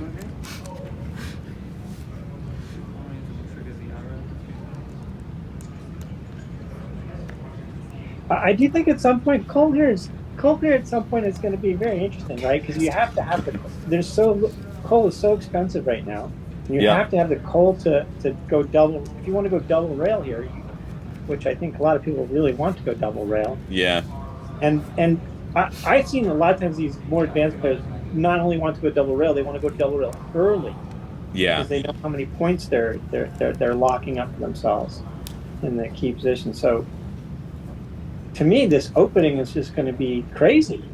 Yeah, I think we'll see a double rail coming out of Birmingham somehow, connecting somehow to a coal position. But Brian doesn't need the money, so he could potentially just keep the price high and make the rest of the players spend their time making coal a bit cheaper for everybody else, and for not a lot of points. But you do get a significant income bump, even at level 2 coal. The question is how is he going to settle his income? He can't live at the bottom for very long. That's true, and the key for Brian too is that Brian doesn't have his level 1 coal developed yet, and in the rail era you can't play that level 1 coal.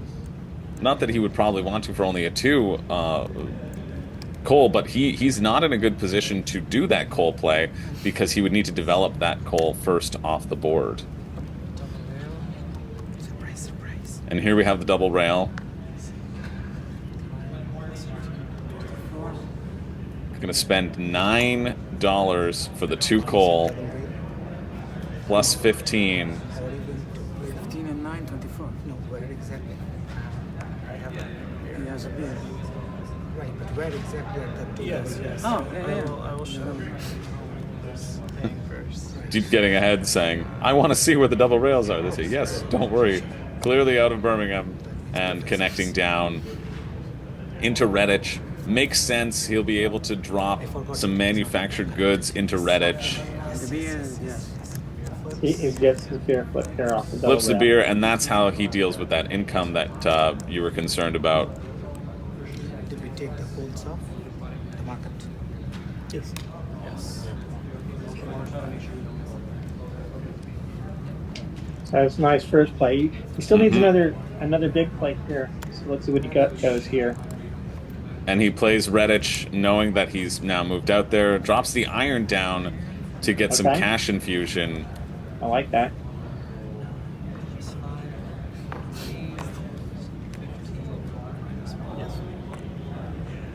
Yeah, it feels like a timely iron play as well. Not everyone is going to get all of their iron out. Yes. And especially after spending 24 on a double rail, it's nice to add some things in there.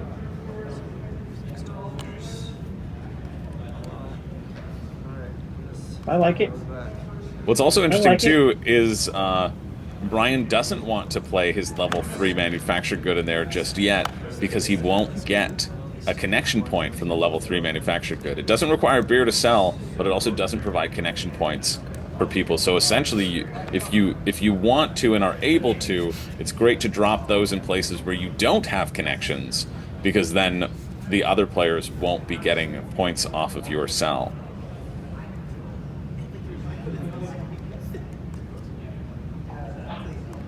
So now what is Yuka going to do with this? Yuka having a decent amount of money in his stack. It's off camera right now, but if we remember from the players asking for his count, it was close to 60 when they asked. So we know he's got enough money to do something.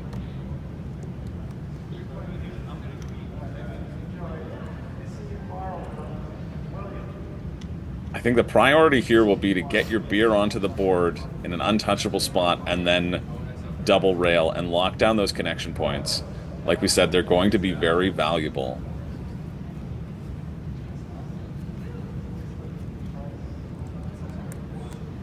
Is he at double beer? Yeah, double beer generation? Or just Oh, yeah. single beer? No, anything from level 2 to level 4 of your beer will produce 2 beer in the rail age.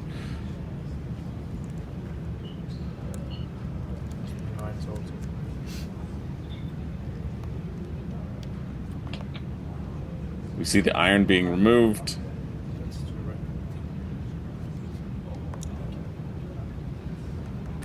Getting that small income bump.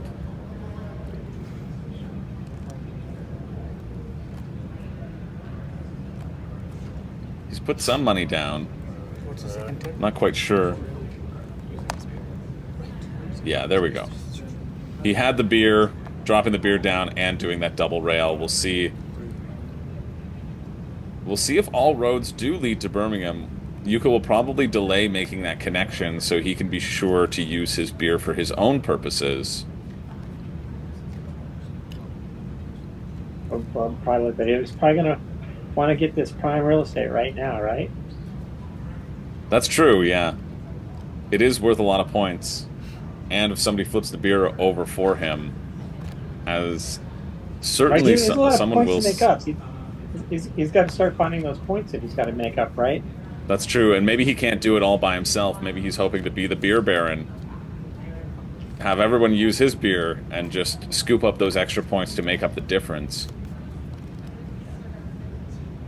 Rather than have players get points of their own.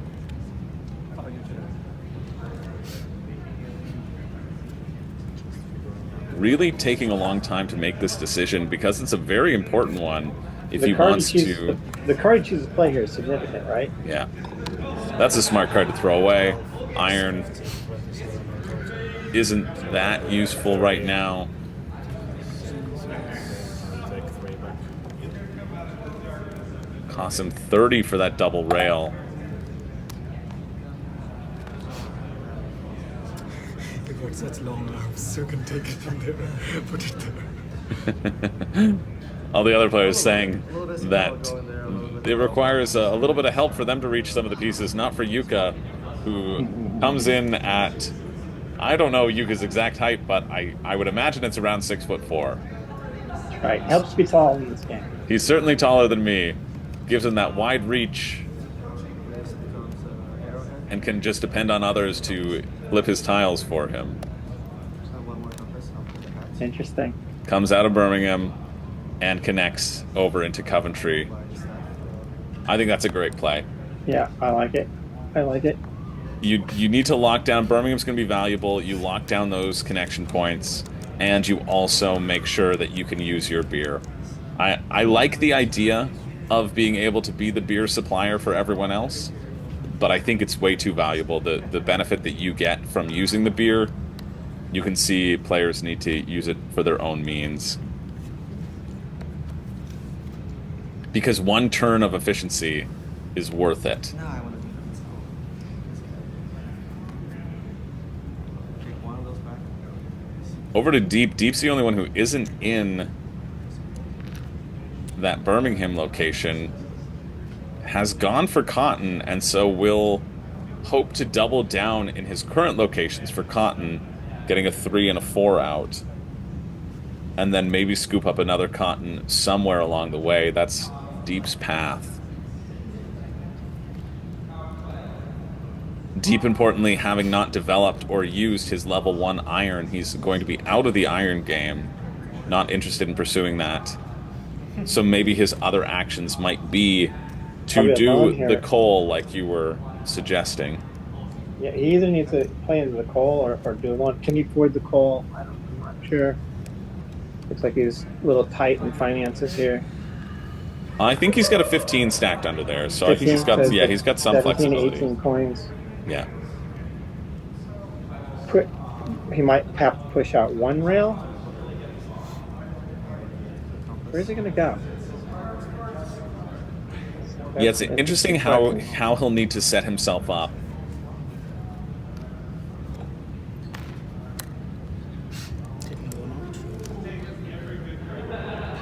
Taking a loan to start.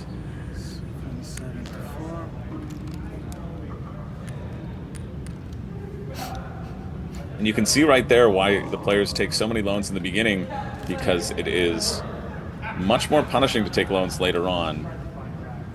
He'll need 6 bumps of income to make up for the 3 loss that he just took, versus earlier on he would only need a 3. That is needed.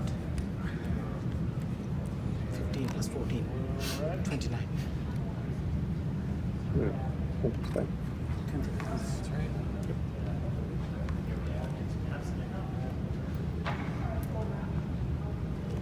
Doing a double rail to connect into that beer and use it up A really nice play by Deep, seizing upon Yuka's beer. As we can see, there is no world in which that beer stays on the board for a long time. I do. I like that. I like that. Now Yeah. he sets into good access to cold spots here. And this is also a really smart play from all of the players, mainly because Luca's going fourth, and now Luca can't really get into Birmingham. Or he can only through one route. But all the connection points that Birmingham is known to be... Oh, there's two. There are still two spots. There's one passing out towards Dudley, which is currently full, which you can make points on, but then you're not developing any specific network. It's a difficult choice here because yeah.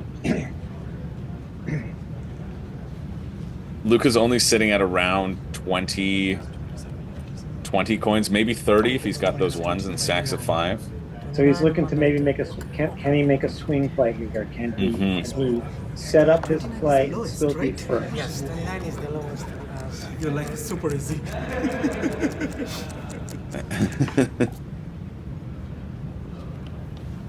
All the players spending lots of money in this opening play. As you can see, that coal market is completely empty. Instead of taking a loan, you could just do a level 2 coal and get essentially $22 back. Such a nice guy. Could potentially take a risk here and develop out. Yeah, we see him drop the coal, knowing that. Oh, but not filling up the market yet. Right.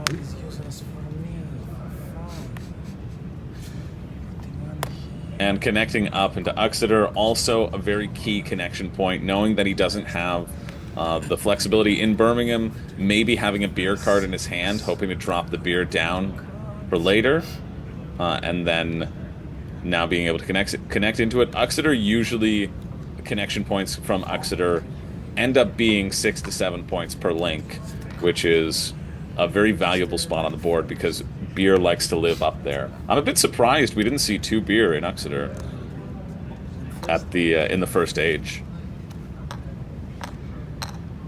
The turn's just rotating, flipping completely around. Yeah.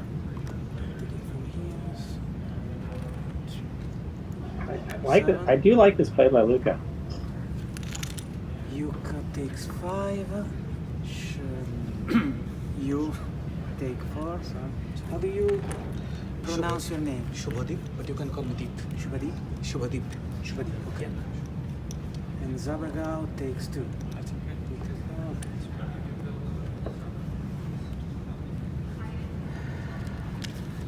Deep giving us on-screen evidence that he told us we could call him Deep beforehand.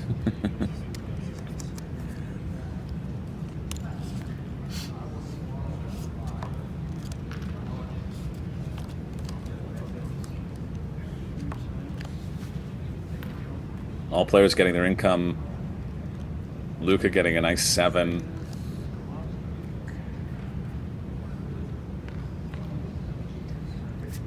I really like the plays. All 3 players have made really nice routes and connection points for their opening moves. I think that's a very good step in starting that comeback. Really loved what Brian was able to do because he already had the beer on the board. Harkening back to that choice to use the beer in the manufactured goods. Brian really nicely thinking ahead.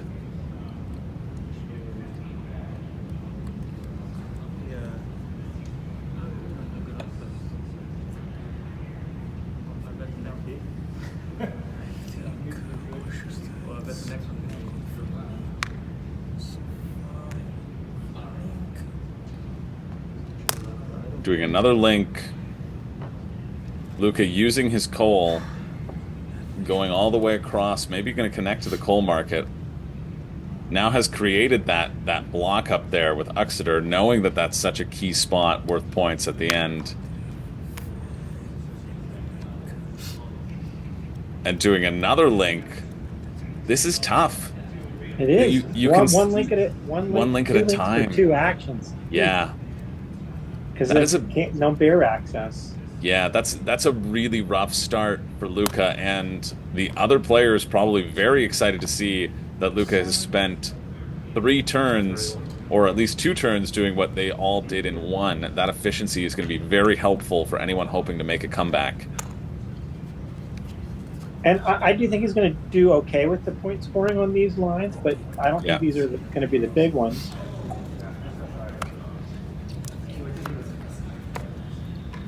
We have to think that Luca's probably sitting on Uxeter, knowing that he can drop something in there, or now having the links on both sides. He knows that only somebody can airdrop into Uxeter, and with the links established, it's less of a chance that somebody might drop the beer down because somebody will use it. So might be banking on that he'll have free reign of that beer spot for himself. I'm not entirely. It's close. I think it's really close. Our scores all suck and they're really close. How's the guardian?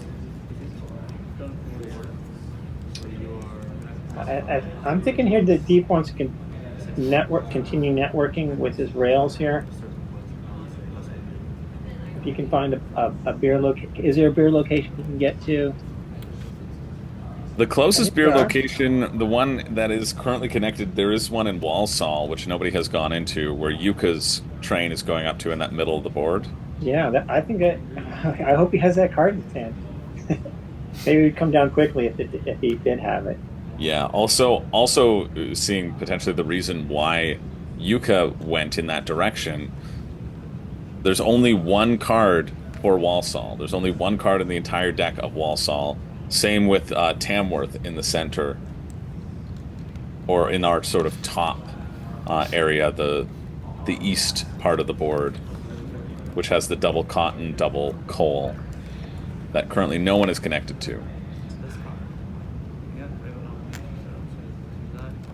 Ooh, okay. Yep, goes for that coal. Norwegian, please. A nice cash I like it. infusion of $23. Yeah, that's a strong play. Except it's not. Oh wait, it's not connected. Yeah, Oh, it is that connected. one is connected. Connected. Where it was being placed in Burton on Trent, which wouldn't have been connected, but he does get that nice $22. It's basically almost a free loan. A free loan that gives you income bump, because it also gives you an additional 7 points of income. So making $23 plus 7 points of income almost gets you to 30, depending upon where you're at.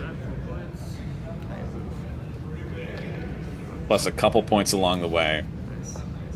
And denying a spot. Not that anyone was going to use that spot for cotton other than deep, but...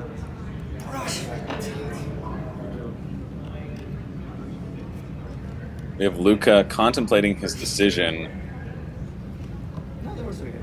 He needs to make good.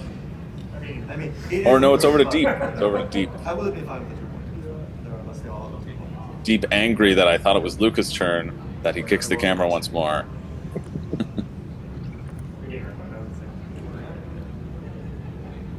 you scoring or should we? I really like that opening play from Deep, but now I guess Deep's plan is the simplest of them all. Build as many cotton as you can.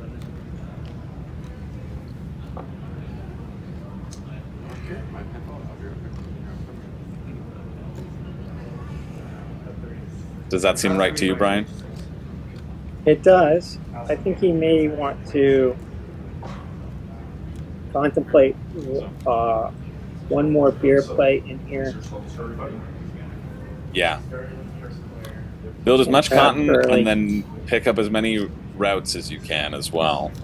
Yeah, I don't even think he should be overly concerned about like who's going to use his beer here, because like even if they use his beer to make rails here, he gets a flip early, keeps his income level up, so he can keep churning out that cotton quickly. He may be running through those options right now, but let's see what he does. So, print. So, link. He's doing a link. Costs him 5, or no, costs him 5 plus a coal, so 13. Or 12 right now. Connecting, making sure that he has access to where he needs to go, knowing that he's going to be building his cotton there. So he's coming through those lower southwestern chains again. Yeah. He got the same set of cards that he did in the first era. Or wanting to make sure too that nobody does a sneaky route building play in case he has one and doesn't have the other. Probably wanting to make sure that that gets locked up for him. I think a defensive play, but important because of his big cotton strategy that he's pursuing.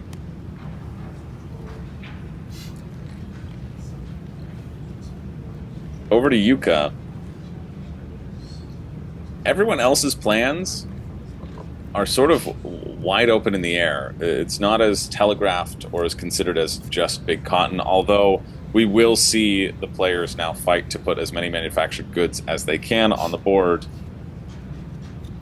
with increasing returns. The thing about manufactured goods is that the level 4, you have 2 level 3, you have 1 level 3, which is only worth 4 points, and the level 4 is only worth 3 points. You kind of have to get through those if you want to hit the larger 8 point, 7 point, 9 and 11 point goods, which might encourage players to just develop manufactured. There's plenty of low brass. Cheap brass is cheap at the moment, so yeah. I can definitely see opening up into that. The problem with developing too is that you waste that efficiency of a turn, and the thing with the level 3 good is that you don't need a beer to sell it. It's essentially 4 points for free, so it's always a tough call when you go manufactured goods.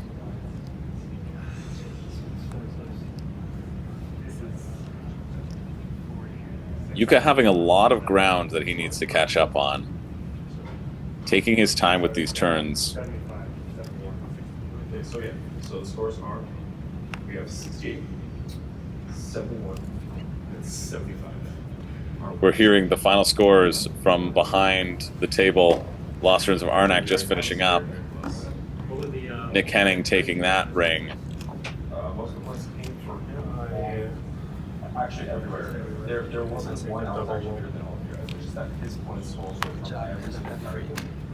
You guys not having any tiles as well as your points here. We see Deep looking, gesturing to someone, seeing. I think his wife might have been in a Phoenix tournament, he was saying, as well. Those are smaller cash a lot of tournaments. great Phoenix players. Oh, yeah. For those of you watching who don't know, the Phoenix tournaments are 2-round tournaments that you can buy into and walk away with $250. Only at the World Series of Board Gaming. Whatever else our captain and CEO John Hagmer wishes to throw your way. That's true. Johnny Christmas might give you a surprise, depending upon how the wind's blowing that day.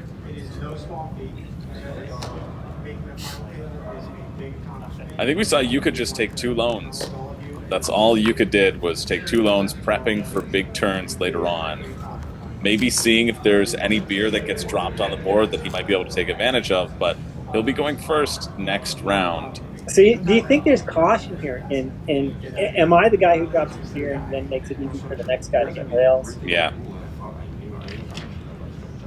I think Yuka also will be very mindful of turn order in this instance in terms of who he's allowing to get a double rail. So I think all of the players will be very scared of Luca right now, and justifiably so.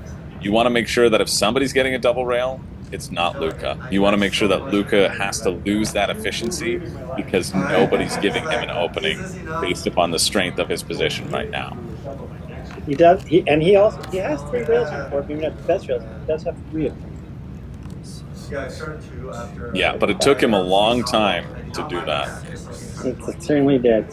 And we're seeing that double develop, like we were talking about, Brian eliminating the 3 and the 4 manufactured good, and then also eliminating both of his 5 manufactured good, making a play to go right for the level 6, which importantly doesn't need coal, so it's actually cheaper than the level 5, although it will yield 1 point less. I think a great a great sound develop from Brian, making that play, knowing that there's only limited manufactured goods on the board, taking advantage of the iron, and also potentially taking advantage of Luca setting him up for a double rail play. And I think at this point, Luca would be fine if somebody were to get a double rail that isn't him. I think he'd be okay for it to be Brian. He'd obviously want it to be him, but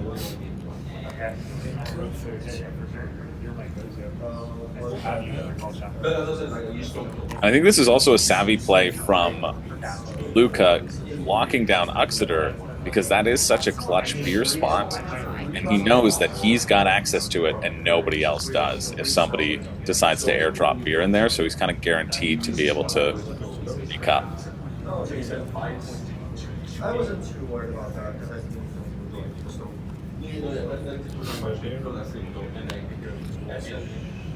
Yuka now going to make moves based upon his 2 loans, going for a beer, and we see that beer drop. Placing it out up in Walsall, that connection point, I can only assume, because he's using a tile with a resource on it. There we go. As anticipated.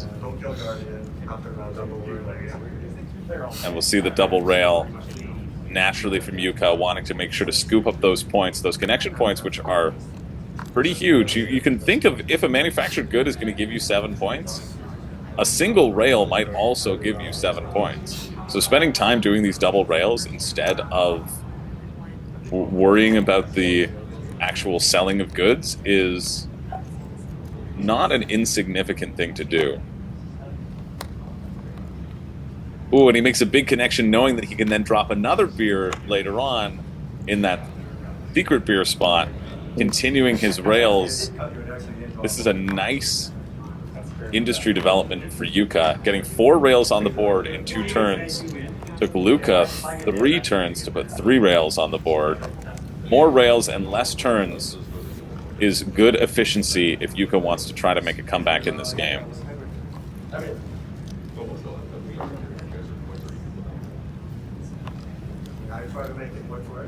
So is there any? I can't quite see it. Is there any coal left? I don't think so. You block here. No, the coal market is completely empty right now. Wow. And so here he sits, and he hasn't developed out of his coal. Yeah. What a tight spot for Brian to be in here. Yeah. This is a good spot for Luca. No free loans, essentially, for Brian at this point. It would cost him $31 to use that second beer.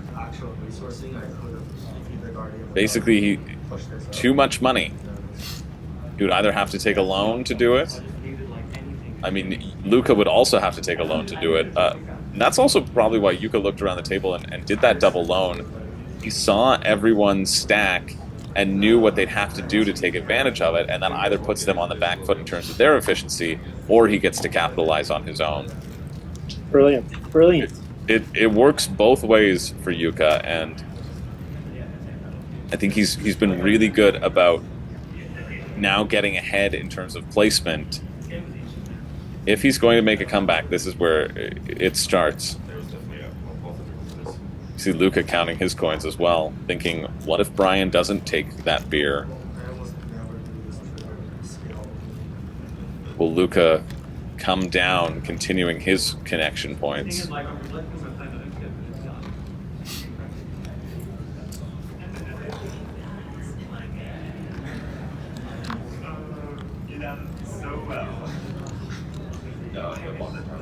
Yeah, this is a tough spot for Brian.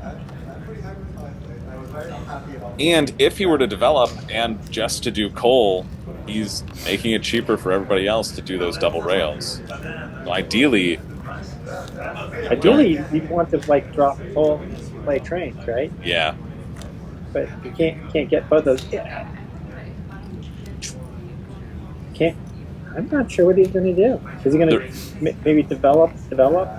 There is a world where he could take a small develop action and take a loan as well, just to make sure he gets first player position, hoping that Deep or Luca won't be capitalizing on that beer, and then hopes to capitalize on it next round. I guess he could, consider playing beer himself. I think there's the other option, if he's got the cards to do it. Yeah, it's true as well. The other beer spots that are open on the board are slowly dwindling. That's why it was so clutch for Yuka to make that play across. The only other beer spot, I think, is in Exeter, where Luca has control unless you have the card.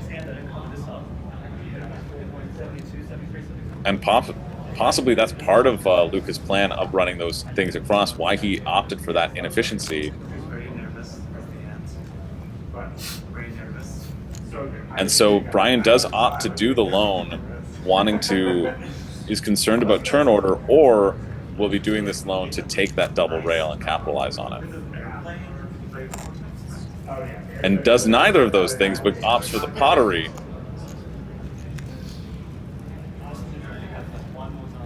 A single pottery, which I like. I like that play being out there. It's a bold move from Brian to want to be investing in those high manufactured goods and now deviating into pottery, but I think he knows he also needs to find points some way, and being the first person to put pottery on the board kind of establishes your claim.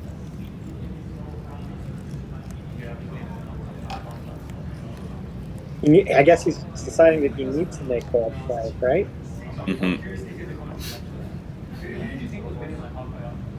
And I think we might see this go all the way around to the next round for someone to use the beer, or perhaps people have stopped using the beer for their double rails. They've all got their initial spots out, and so are less stressed about getting that double rail. You could position here, right? You could position to go to come out first in the next one and go cold. Exactly. Cold beer. Trains. It might be a good position to Deep to make a swing turn here. I guess Luca's got to look and figure out what Deep's going to do, what can Deep do. Mm-hmm.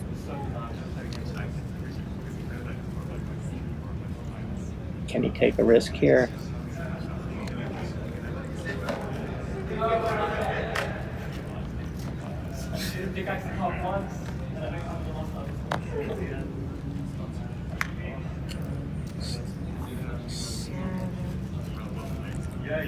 And we see the cold play.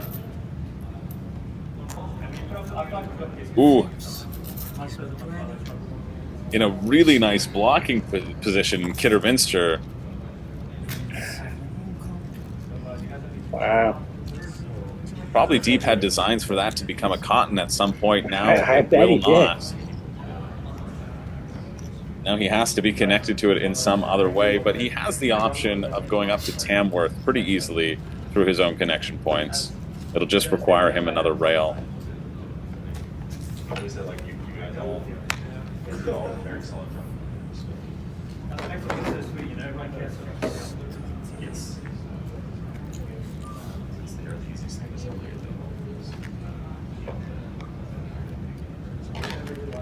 And we see Luca get just enough to now capitalize, doing that coal double rail that we were talking about. Feels like it just fell into his lap because Brian had not developed the pole out. Yeah. Level 2, and Luca was just in just the right place, just the right time. Yeah. And Brian was also just sort of $1 short, I think, from being able to buy it at the current market price. Luca now trying to see the future. Where is the best way to use that beer? And Yuka won't mind because he'll get a slight income bump getting out of the hole, getting a few extra dollars, which might make the difference down the line.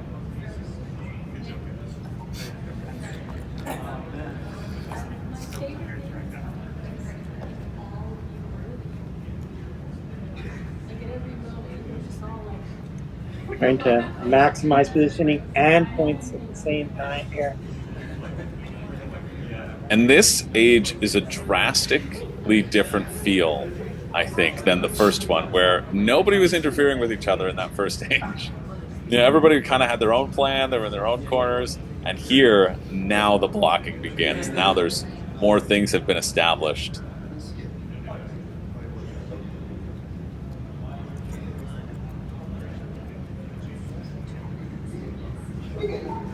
Luca really trying to decide. Has to build one up there and then has to connect to the beer, or had the beer anyway. So can connect through for the coal and gets that other one over to Dudley, which is going to be worth points. Needs to lock that down to negate some of the other Birmingham points that people are getting. And then controlling his own section of the board up top that he'll want to throw all of his buildings in to make sure that his routes and rails are worth the most. This is 5.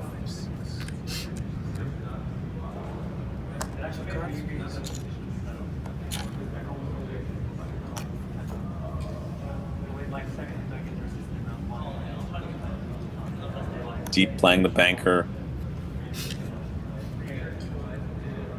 making sure there's enough change as the money is freely flowing in this game.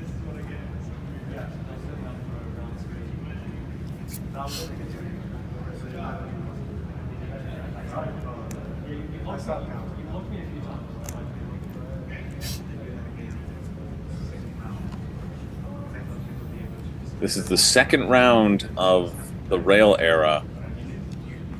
I believe 9 rounds.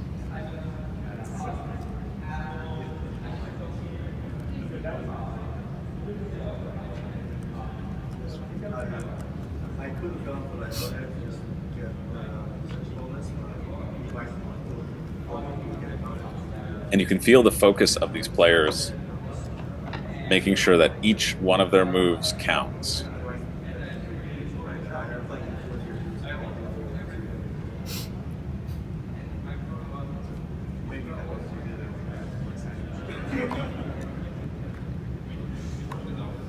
What do you think about everybody's board position right now? That pottery play felt really nice from Brian, but looking at the links on the route, it feels Brian is significantly behind in that because he only has 2. Luca's got 4 links out there, and Luca has 5 links now. Bending. It feels like it's Luca's game here right at the moment. Yeah. He's got good, strong rail routes. Oh, so this might be turn. Good. I think this might be turn 3. My apologies, because there's at least 5 links out for Luca. So.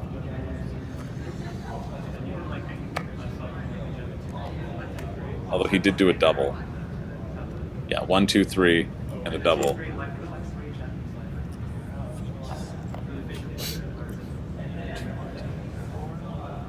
And we see the coal from deep. Smart coal play, getting a little bit of that extra income going. No danger of doing that now because there is no beer currently on the board. I go 6 places here. Yeah, I think Yuka has a guaranteed beer spot for him, and Luca has some guaranteed beer left. But for the other players, I'm worried about their beer prospects. And they'll have to overbuild, I suppose. That's why Deep has still locked in his own special refinery brewery down in the bottom corner, so that at the very last turn of the game he can overbuild it, get 2 beer, sell 2 cotton. But in a perfect world, I think Deep would want to get 3 cotton. I think you need the 3.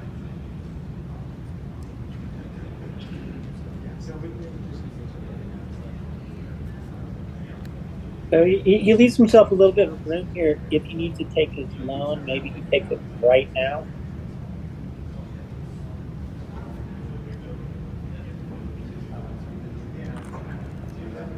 He's probably mapping out whether he's got the money to make it all the way through to the very end. Mm-hmm.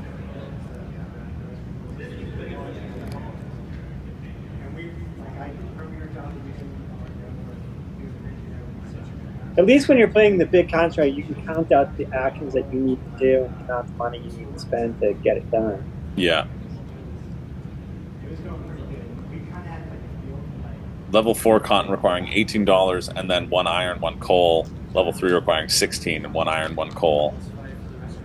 So pretty comparable. He might at some point want to put 1 more coal out at some point in these last turns to the end.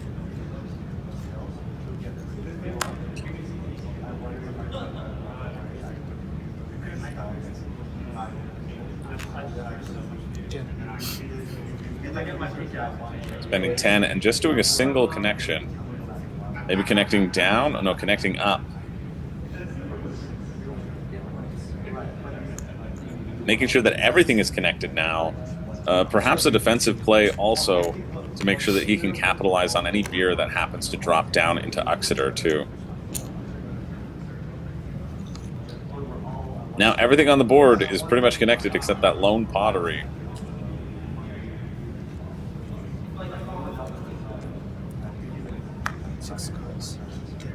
And Colebrookdale too, currently not having those connection points on the road to Shrewsbury. Ooh, this is getting tense. You can feel the tension of these players. You can feel the intensity of their decision-making process, trying to eke out as many points as they can. I really like the efficiency from Yuka. Yuka's first turns have felt fairly immaculate in terms of giving him a shot to get back in the game, getting 2 beer out on the board, getting those beer flipped, and getting 4 connection points with the option of getting additional beer. Plus, I think he's got some money in his purse. Yeah. That he can spend. Even though Luca's income is really good, it still looks a little tight for him. Like he still has to be very cautious of what he's going to do with that money. Getting 10 coins around is pretty good, which is where Deep is sitting. Luca sitting at that 12 point or 13 income.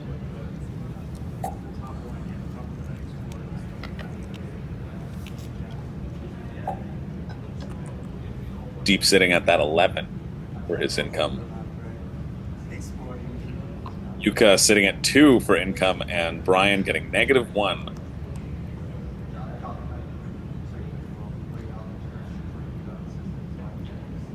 But again, it's not income that wins the game.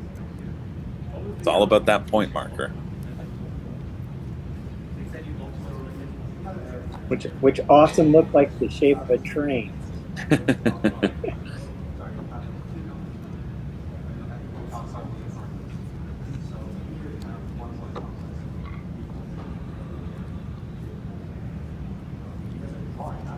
And so we're over to Brian.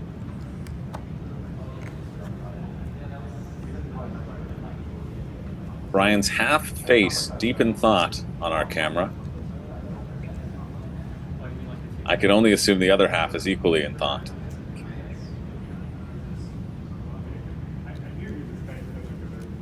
Catching a little glimpse of Brian's hand there. A nice diversity of color in his hand.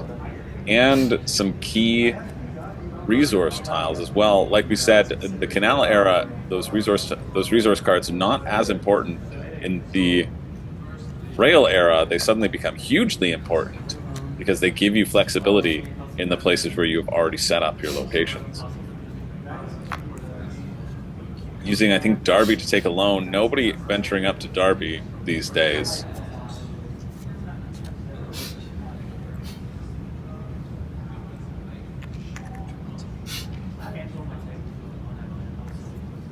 And getting that manufactured good into Birmingham, locking that last spot in. That feels like a good grab from Brian. And or the level 6 manufactured good. Everybody out there will be also happy to see that,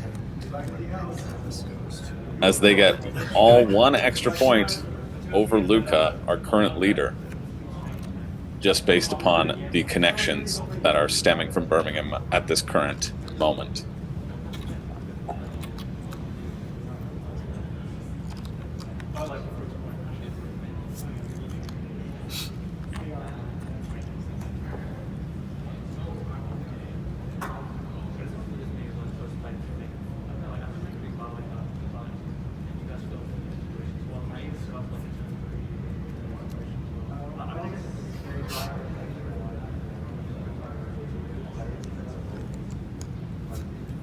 Should have some flexibility here for deep.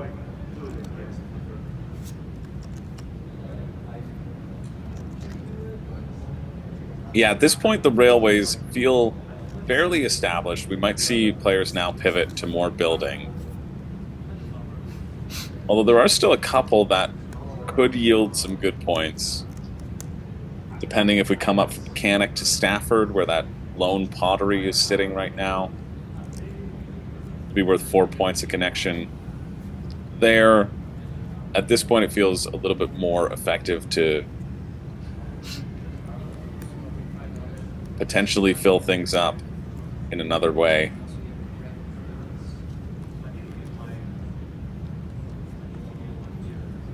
I think a better connection point might be up to Kidderminster to Colebrookdale and then drop that final coal. Kind of capitalize on the points around that area.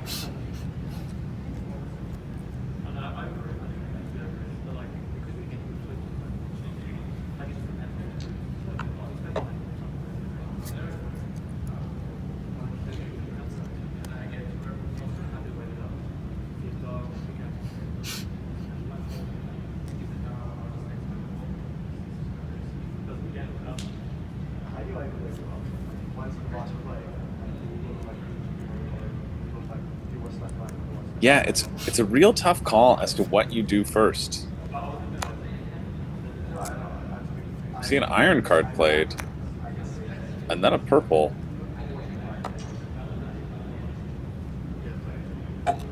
We're seeing 2 rails being laid down. Deep wanting to make sure to lock in those rail points, maybe connecting down into Gloucester. This might be the time. No, instead just opts for those points going up through to Stone, down to Stafford, seeing the value of those points that will be emerging from there. And again, wanting to make sure that it's Deep that gets those points and not anybody else. I don't know about those. Fine play. Yeah. I don't know about those rails at this moment in time. Because you're only, well, I guess you're getting 5 points. Oh no, there's 2 beer there, and the beer are always worth 2 connection points. So yeah, making sure to get in on there, it's worth 6 points. That route, the current one is worth 5 points. That's absolutely a great play to make. Yep. If it was only 4, then I would contemplate pivoting at this moment to other endeavors. But for 5 or 6 points, you want to make sure that you get those rails down. That feels like a really nice grab from Deep. Yeah, because I mean his score marker's up there right now, right? Mm-hmm. So he just wants to stay pace with the points because he knows he'll get his cotton out later. Yep. Doesn't have to worry about that now. He needs to make sure he keeps that level on the playing board. Yeah, this is really a really good situation for Deep, actually, especially with Luca's little bit of inefficiency early on. This might be the edge that he needs to catch up. However, he did have to spend two turns to do it, but he paid a little bit less, so because of the fluctuating coal market. And knowing that he's not going to be using his beer for double rails, he's got to keep his beer locked and loaded for his cotton selling.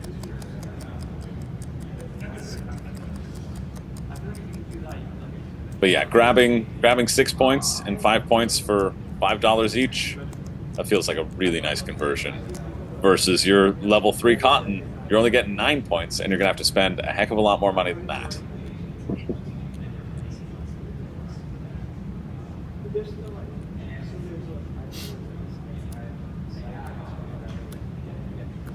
For me, there is a a battle of who draws Exeter into their hand. You know, I think people are going to need to put that beer on the board to flip that beer to get those potential points. And how many copies are there of that card? Of Exeter, there's 2 copies of Exeter. So are you thinking that as soon as someone draws it at this stage of the game, they're playing it? I don't think so. I think that there's still going to be a Cold War because you need to time it out for the beer. So you have to thread the needle of their. You don't want to overbuild if you can, because then you can keep your points on the board.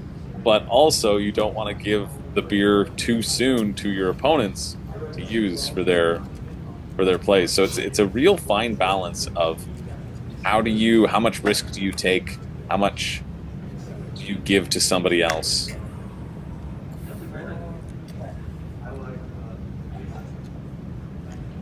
But just like you were panicking about iron, I would be a bit worried about beer.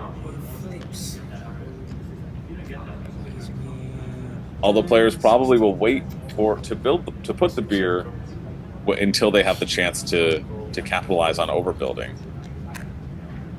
I think this late cold play by here again is really solid.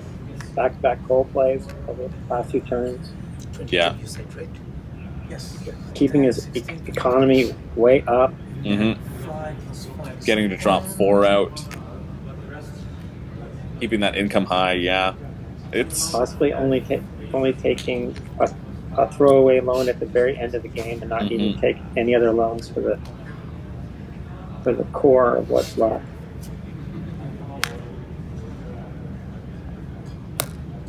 Yeah, a nice rail there. But especially if we're going to be playing one rail at a time. If we're just going to be going one rail at a time. Yeah. Play's looking super strong. And picking up 5 to 6 points for each rail, it's not a bad thing. If you can do that, 5 points for every rail over, 18 turns, that's 100 points right there. It's 90 points right there. If you're at 44 already, you pick up those 90 points.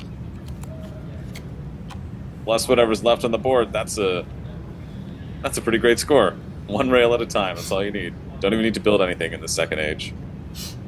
Hit the 156 mark. Just coal and rails. Coal and rails. Coal and rails. Now eventually, the rail spots will run out, and that's why you can see the players making this rush to lock down these spots, but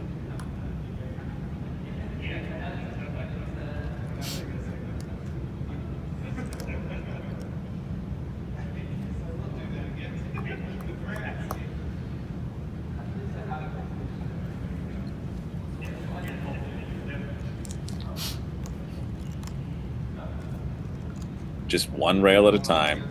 That's not good enough for Yuka. Yuka's been interested in 2 rails at a time. And if you can do 2 rails at a time, well then, hey, you might just have a shot of catching up.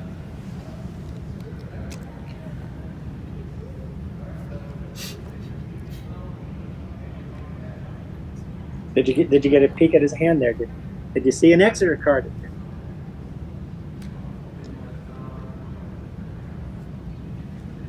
Yeah, he's being coy, giving us a little flash and pulling it back, little flash, pulling it back. I think we could see pottery come out from Yuka as well over in Coventry in the purple area.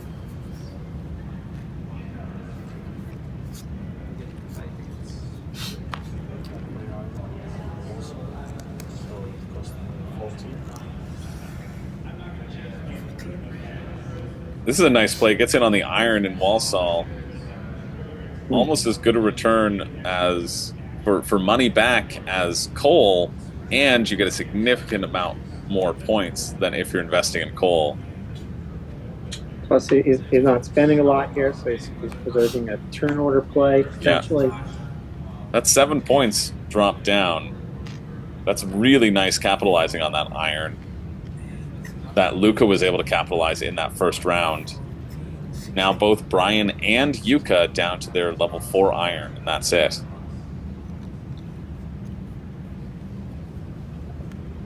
Deep having not made investments in iron or pretty much anything other than the cotton.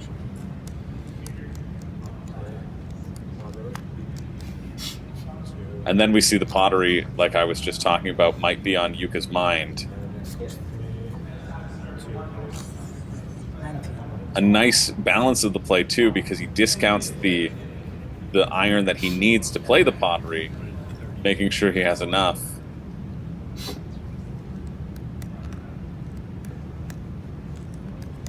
Just making change there.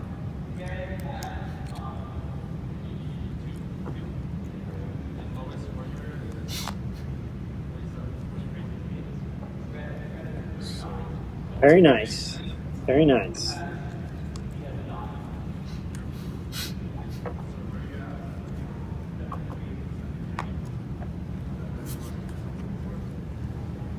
Plus, chalking up an extra point for his rail here.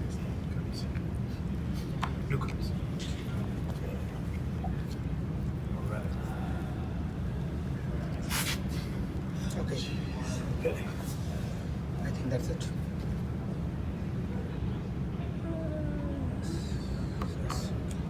Yeah, that feels like a really solid play from Yuka, making that pivot correctly, saying, okay, I think the good spots on the board for rails, I'm not going to worry about those. I'm going to pivot into claiming the spots on the board and start to claim those spots before anybody else, and invest in places where I have my routes.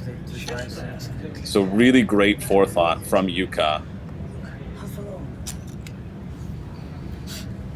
I really like that play, and we can see that the draw deck is now empty, which means these players only have 4 more turns, 8 more cards to finish up anything that they want to accomplish. Which it goes quickly. You think you have so many turns, but it really is only 9 in a 4-player game. Total of 18 individual moves to try to get as many points as you possibly can. So I'm thinking about 6 of these 8 turns are mapped out, and the other 2 are going to depend on what the other players do. Mm-hmm. What's still open to you when you get your card. And so trying to figure out which way to do that at, right? What do you do first? Take the off action first and get the best of it, or try and go for your planned actions first? This is why I really like Deep's connection point from Canic up to Burton-on-Trent, because of what Luca developed.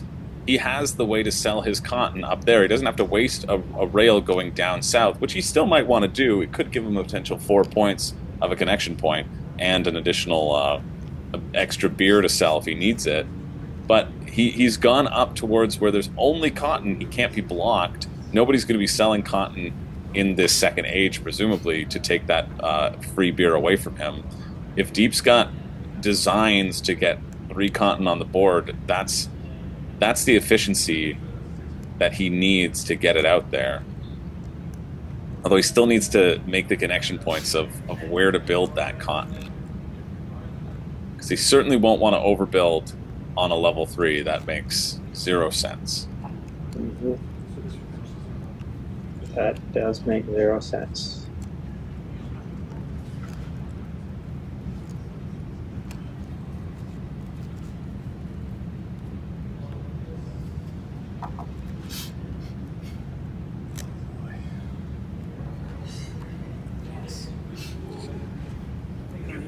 You should stay home, so we wouldn't have this massive headache all 4 of us.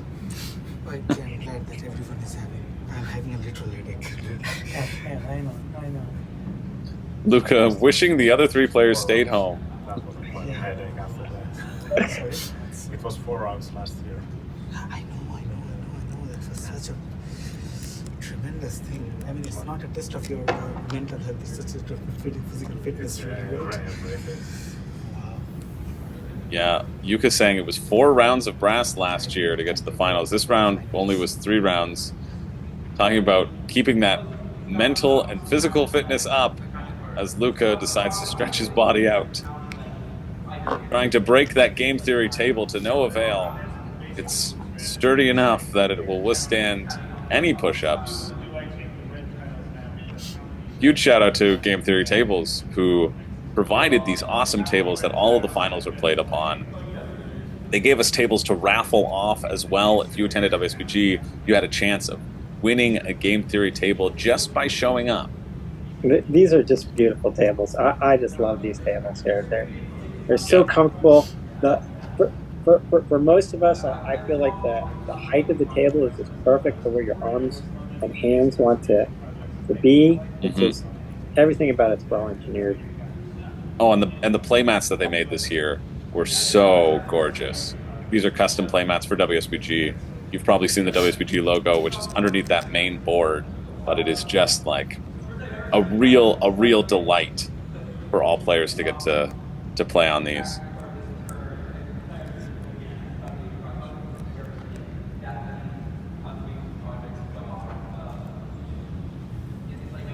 And another reason to tune into WSBG live coverage, because we were running a promotion for game theory tables all throughout that for anyone who tuned in and for all the players who attended as well. All the perks you get for coming to WSBG. There's quite a few. Swag bags, special promo items, hanging out with designers, and of course, testing your mettle against other top-level players as well. All of these players hitting this final table have played so well so far. This is really a game of inches, and they all should be very proud for making it to this final table, regardless of the outcome.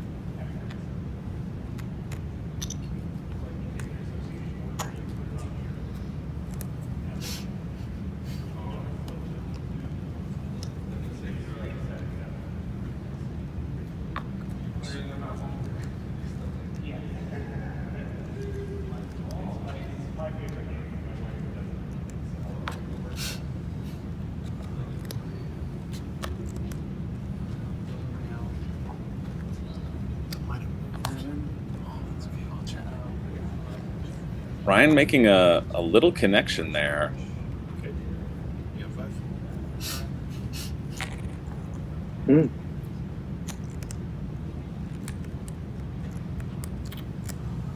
Maybe hoping to use that manufactured good free beer that nobody has seemed to be investing in.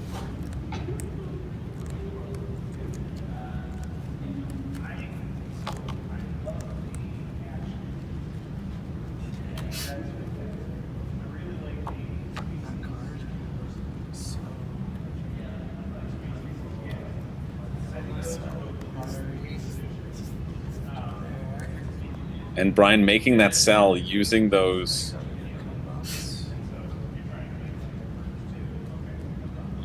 beer. I think a really nice choice. Get back into the positive income. Yeah. And has to take that wild. Doesn't take the wild beer? Wants it developed? No, he has to take the wild beer. Yeah. Yeah. There is no reason to leave that on the board for somebody else like Yuka to capitalize on for that pottery. So from 13 to 19, from 13 to 19, they flip this Oh, one yeah, as well. right. So, A couple nice income bumps there for Brian. And can he develop away one of his pieces here? Did he do that? Those were his 2 turns. He dropped the Did he get a manufactured pre-developed? goods. I thought he got a pre-development from that. Oh, yes. Yeah.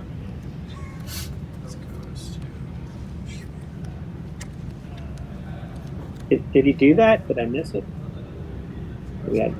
I'm not sure. I think he developed a coal. There looks like yes, he did. A coal I see it now. on The coal is gone. Yeah. Interesting choice. Yeah, being blocked off from that coal, also incentivizing Brian to sell there to take quick work of it. I like that play. You want to build up and only do one sell in an entire age. In a perfect world, that's the peak efficiency.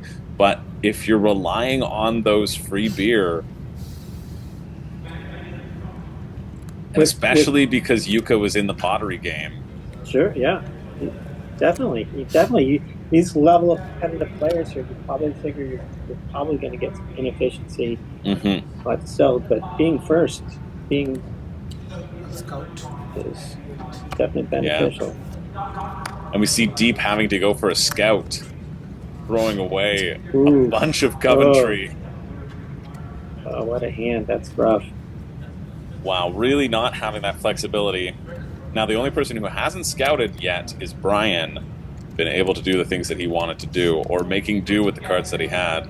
And I pay 17 and 320. And then we see Deep getting in the pottery game, getting that spot up in Belper.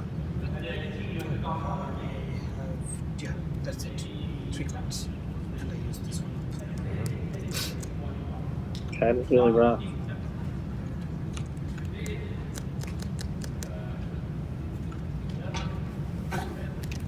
Pass that to Luca. Sure.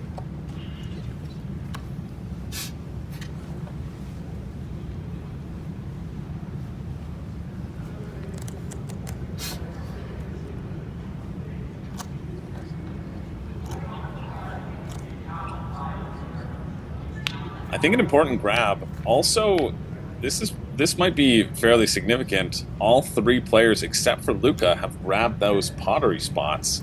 The only other pottery spot that might have existed would have been in Stoke-on-Trent, I believe. Just doing a little survey of the board, but Stoke-on-Trent has already been covered.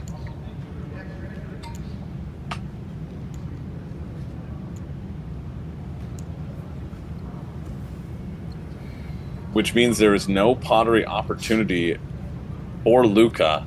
And there's also no opportunity to get to that level 3 pottery for an additional 11 points from anybody else, because they're not going to overbuild on their level 1s.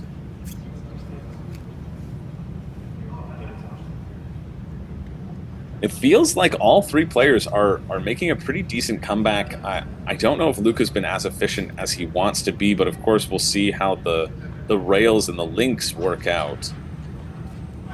But just judging by the other players getting a few more those connection points into Birmingham, well, one additional, and then all the other players now having their pottery, which is a nice 10 points, that could make up the gap that Luca sort of established in that first stage.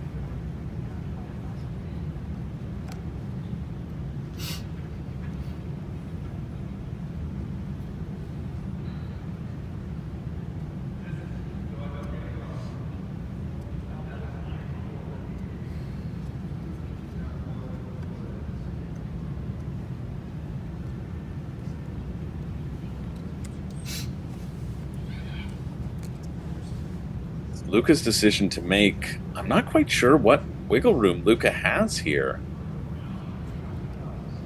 We know he's going to throw down some beer. I guess we assume he'll go for level 2 manufactured goods, which is worth 5 points each. He's not going to develop out the other 2 cotton to try to make a play into level 2 cotton. That just doesn't make any sense when the manufactured goods are worth the same. He doesn't have the opportunity for that pottery 10 point. And so Luca also goes for another scout. That's his second scout this game. Although he made pretty great use of the first one.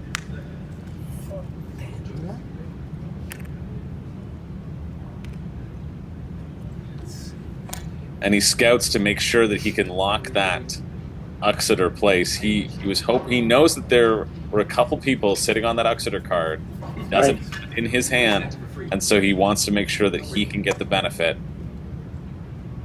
And so drops it in there. It is connected to everyone else if people wanted to make a double rail play, but there aren't any real prime double rail opportunities still left. And there's nobody who's on the board who really needs to sell anything other than Yuka with his pottery. Although that could open the door for... 10. I think that goes to how strong you're saying that extra card is. It's so strong that he's willing to play two actions just to make that one play. Yeah. That is. I think picking the time. This is the time, right? This is the time for him to jump in. Yeah. I think that also opens the door for Yuka here to make a big selling play if he's got designs on it. Oh, I use it. But Yuka also has... He has his level 3 manufactured goods to put on the table if he's going to find a spot for it.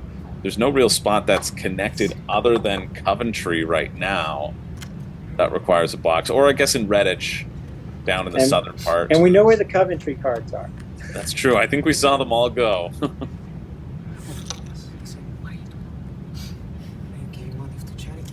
It's getting very difficult to calculate at this point. Okay. It's because you're not an engineer. Are you an engineer? Are you an engineer? How do you define an engineer? I can define an introvert engineer or an extrovert engineer. Do you want to know the difference? The extrovert engineer, look at your shoes. Yeah, I did go at my engineering degree 22 years back. My wife, she's an engineer and she hates me. So. But I'm not an engineer. Oh no, what are you? Because after that I did my PhD and now I'm a professor. Oh, she's a professor. There you go. So that's She- why she hates me double that's exactly why I asked. What do you do? How do you define an engineer? Because just because I got a degree, that does not mean I am one. That's so funny. We see Deep and Luca's wife both getting engineering degrees, both being Mechanical professors. Where? Montana State University, where we live. Luca saying Montana State University where we live, so I was correct with Montana early on. Just look at me. I have like clear plans for the rest of the game. What? Oh, I know. I know what it does to you. Yes. Yeah, Yuka saying, I had plans for the rest of the game, but by you putting that in Exeter, that ruins all of my Late plans. at night, who doesn't want some drink? Oh, what is more points? Oh boy. Yuka trying to make this all-important decision of what is more points. How does he expand now? So tired. Deep saying, I'm so tired. The toll playing, Deep was saying earlier before that conversation about engineering. So it's 1:17 Boston time. I have to be sleeping. Talking about the time change and talking about how much of a toll this does take. It's hard to calculate at this point. And that's like, it should be said and emphasized over and over. The decisions that these players are making are such good decisions, and they are doing so having played a very full day. I believe this was the second day of the tournament as well, if I recall correctly, because Loster and Zvarnak playing in the background. I can't wrap my head around which is more points. Take your time. Yuka trying to figure it out. Deep saying, take your time. All the players recognizing. I don't see tiredness in your face though. No, I'm not too excited to be tired. Are you? Oh, I'm very tired. Yes. I'm sure Same. we're all tired, but he has the endorphins because he knows he's winning. Yes. Let's go to sleep. Let's all go to sleep. Let's stop here and we count the point. We shake hands. And we're good because Or we have a don't time. count the point. We just stick to Canal era points. Yeah, well, let's stick to the Canal That's point. right. Yeah, because Set this every time for count Yes, the let's points. let's not waste time. Judge, what do you say? There's nothing against the rules because you don't have rules about these things, you know? I double check. Luca saying, hey, we can all end this. We can all go to bed. I'm fine with it. We'll just leave the points as they are. That's fine. Whoever's in... Oh, wait. Was it me? Luca feeling like he's in a good position, but I think the other players have really come back in a solid way that it doesn't make this a definitive win for Luca whatsoever. I think there is wiggle room here. Not even a beer card, so lucky me. So I don't know who you gentlemen has who talks about it. Did they use it? But yes. Yeah, There are two. Luca talking right now about, I don't know who has it, Nope. has Nope. Exeter. So what are we counting? No, just. No, we're not counting anything.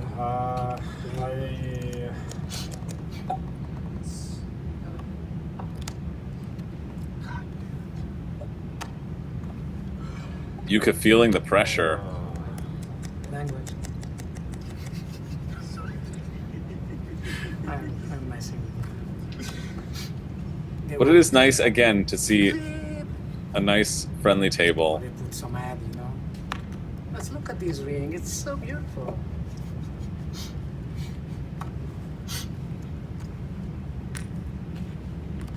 And I'm not sure that I'm winning, so I'm quite sure that you're winning. because you will quad double. I don't know. That's right. Yeah, I think Now this move is. Luca not being able to get Very nice one. That's an interesting.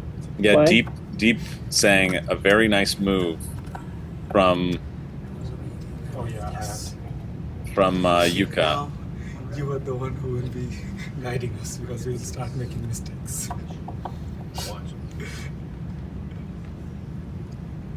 Yeah, the Yuka setting himself up. He's taking a loan, and he drops some coal there, making it an easy double rail for him to use, using up that beer effectively, I think.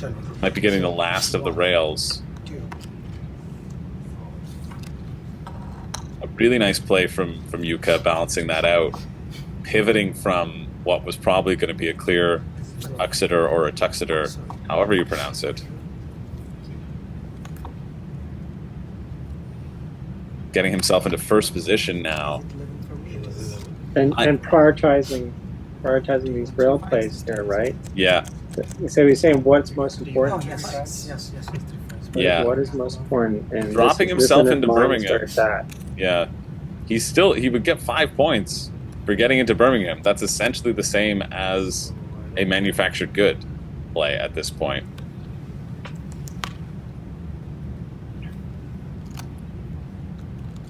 Doing that double rail. The cheapest. I wonder if he's going to go 4. Is he going to go 4? He might go 4 rails, yeah. We hear Deep That saying the would be cheapest double impressive. rail that we played this round. Yeah, a really nice utilization of that coal. See a drop there and maybe over to Nuneaton because it has that beer and the coal already in it.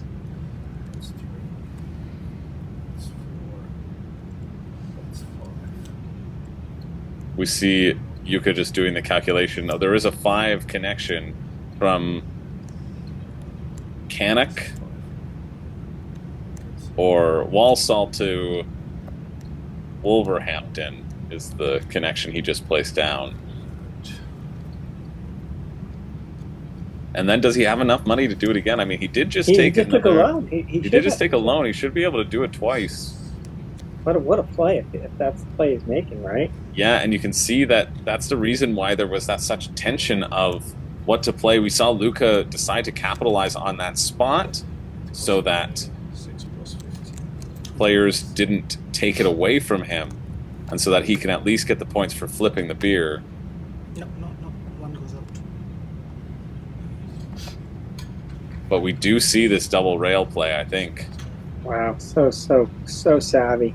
4 rails, and we see that Yuka in 4 turns has gotten 8 rails on the board versus the other players doing it 1 at a time, taking 4 turns to do that. That feels really powerful for Yuka. As we see his network expand, they may not be as the most prime rails out there, but he's still picking up 5 to 4 points for each one that he's laying down. Scoring like 18 points here on this Yeah, on this turn alone. that is a pretty Wow. big play. A nice connection there. Nuneaton to Coventry.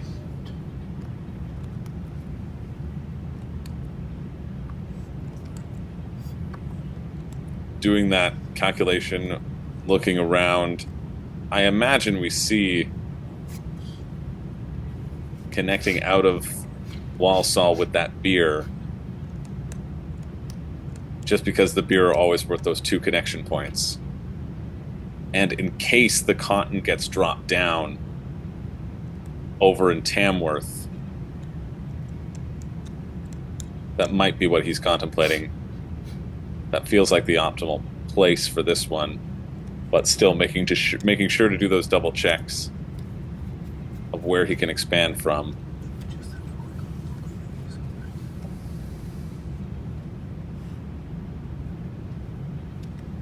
Does he want to make a play towards towards Shrewsbury. He does, because then that gives him the opportunity to connect into Shrewsbury from Coalbrookdale.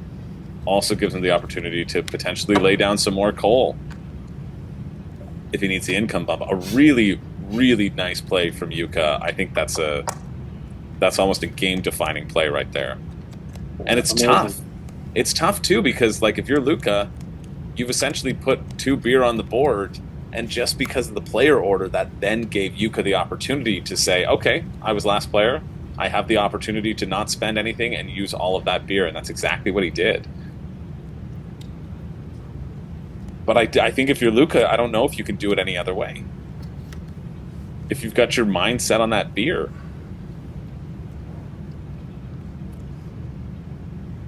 Luca playing almost maybe too defensively there, worried about people dropping the beer, using that card. But it's he had to do a scout to do it. That's the only thing. Yeah. I think if he'd had a beer card in his hand, and he said, I don't know who didn't give me a beer card, but he'd been looking for a beer card the whole game to try to put it there. The whole other era. That was why he did that initial play with the rail and the rail, to lock that down for himself.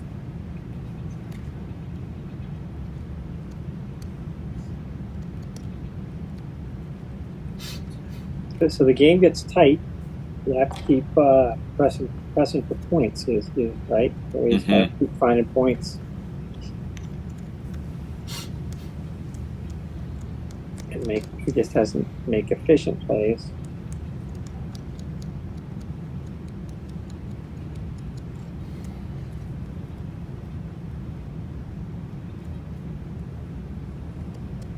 Yeah, even though Luca was joking around and is in good spirits, he also said, I don't know if I've got this.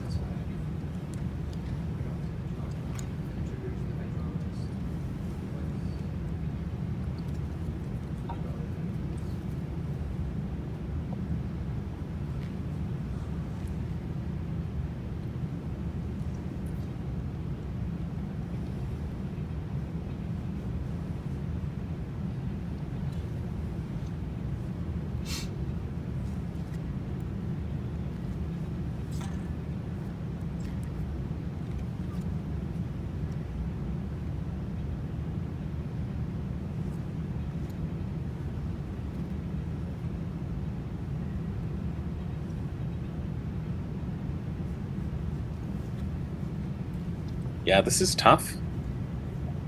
If you're Luca right now, what do you do to get more points? His whole strategy seemed to be rails and drop some beer down, and now that beer is gone. There's no other place for beer. Yuka has been holding that lone beer spot down. How did you manage to play 4 brass last year? That's brutal. Deep saying, how did you manage to play 4 games of brass last year to Yuka? Everybody was taught me that already. I think we forgot to remove coal 2 times when we built iron, and that was just because everybody was totally off. Them talking about how easy it is to make a mistake, even with those player aids in front of them.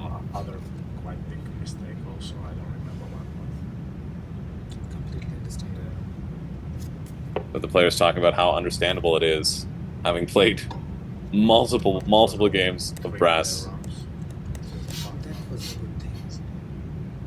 I mean, you do play 2 turns per player extra, but you do not have to play turns for 1 player. So overall game.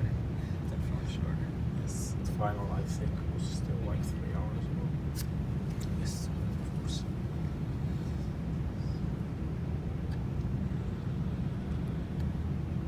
Talking about last year's final being around 3 hours, they've crossed the 3-hour mark, but are in this home stretch.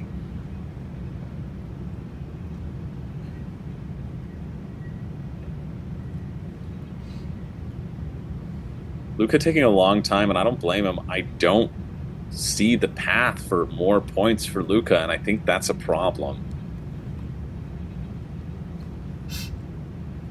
I suppose he can try to invest in Burton-on-Trent. He can drop some manufactured goods there, see if he can sell them, see if there's a connection point that can happen from Coalbrookdale over to Shrewsbury, since he already has a presence in Coalbrookdale and can sell using that beer. He could overbuild his beer if he needed to sell, but it doesn't feel like a very efficient way to grab like 2 more points.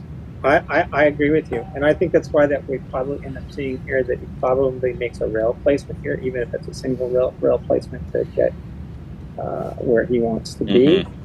And at least he's scoring points if he makes a single rail placement. What is he doing here? Where are we going here? He's grabbing a 15.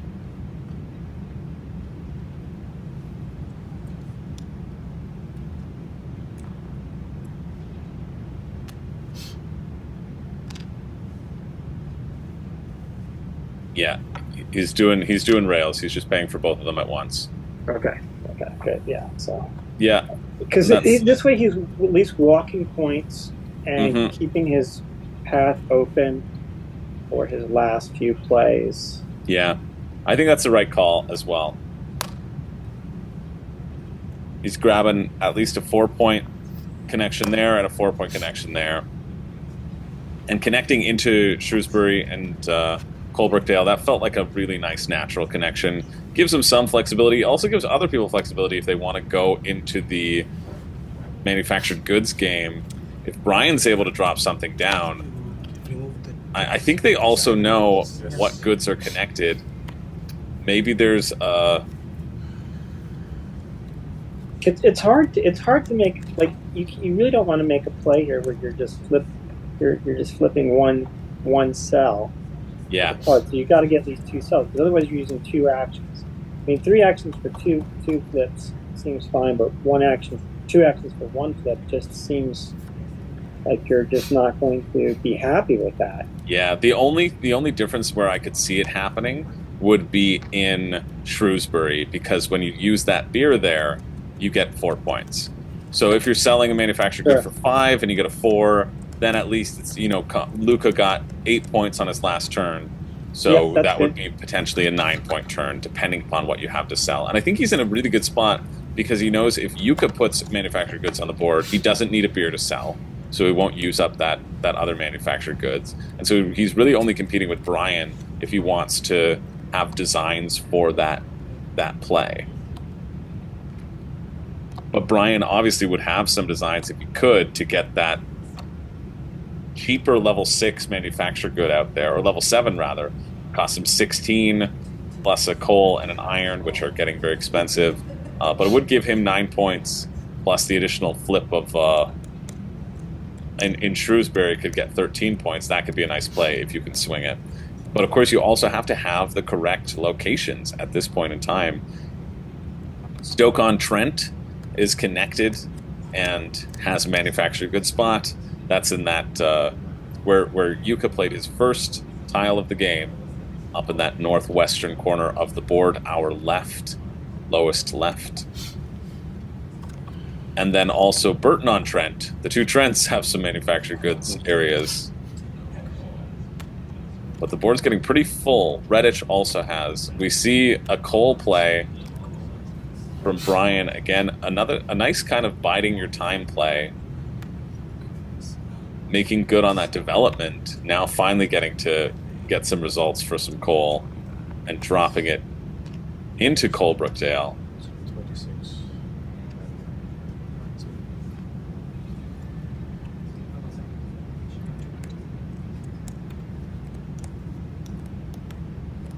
That will score a few points.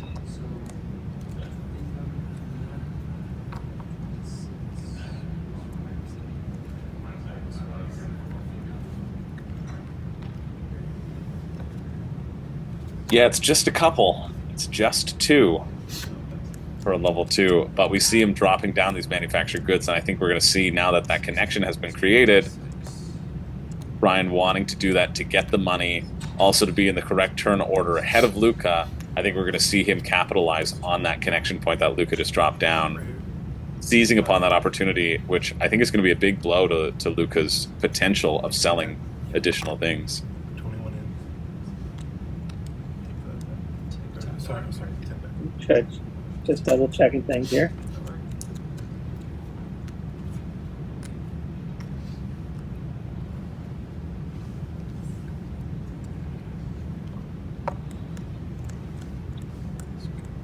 We'll see how that turn order shakes out.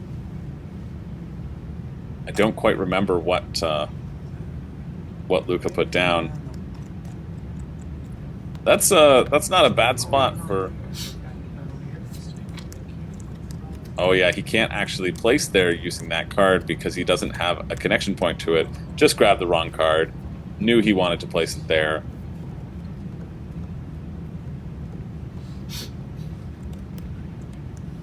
Didn't have the connections. I guess he could have placed it in Redditch if he had wanted to, but maybe saving Redditch, saving that other one to drop down in Redditch to do a double sale if he can. I think that we might see that next time, using both of the free beer. If he set Maybe himself acting up. a little late, though, I think. Yeah. We are getting late into this game, and we have not seen more cotton come from deep. I'm sure he's just biding his time, but feels like the math has got to be already out there to do his overbuild on beer, drop some cotton down. We need to see 2 cotton drop down from deep.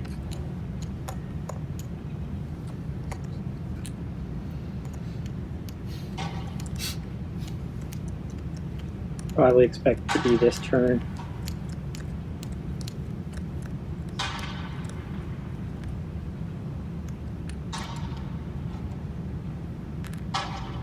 Real. Simple points. So we're looking real cotton, maybe. Yeah, he needs to connect his pottery into the existing network. So he's making sure to put that pottery in there. He's got a lot that he needs to do. He wants to sell all that pottery, he wants to sell cotton, he'll need to drop beer. Maybe he won't get an additional cotton out because the pottery was cheaper to do. So pottery's worth 10 points, level 4 cotton's worth 12. He might not be able to get to level 4 cotton, and so did the pottery play. So we might only see 1 cotton at this point from deep.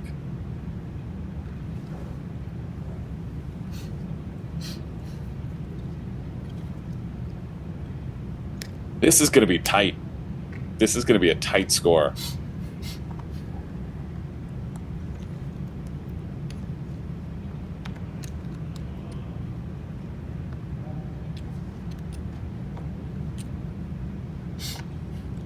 And then deep using that card that he pulled from his scouting action to place some coal. Dropping coal down in the place where he's now connected, going to score some more points, going to fill up the market, get a cash infusion. I really like this play from deep. I think it's pretty good, right? He put a nice train down, right? Mm-hmm. He got a flip. Flipping his coal increases the value of his train.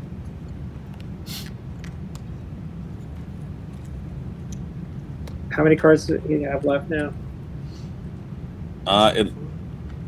I think each player, because I think this is still the big turn from Yuka. I think the pace is slowed down significantly here. But I think each player probably has 6 cards left in their hand. 6 cards, okay. That would be my guess. Because it feels like ages ago that Yuka made that huge play, but I can't remember him making another play after that. So it must be still that turn. You can tell we're losing track just doing one of these games. Imagine these players have this being the 3rd game in a day.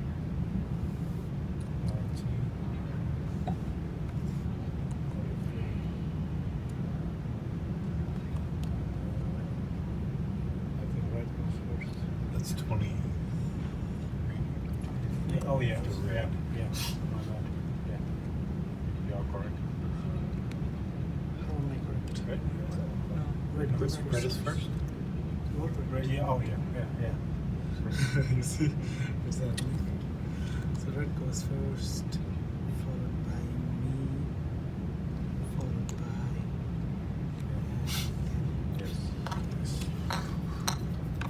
by And Luke is going first this round, which might be pretty advantageous if he has designs on trying to do a quick manufactured goods drop.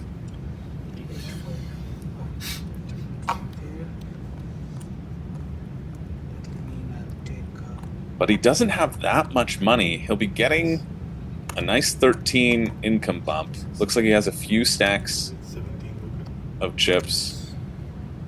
17 for Luca in terms of income. That always feels good when you're taking loans at the beginning for 30, and then by the end, if you've invested in your income.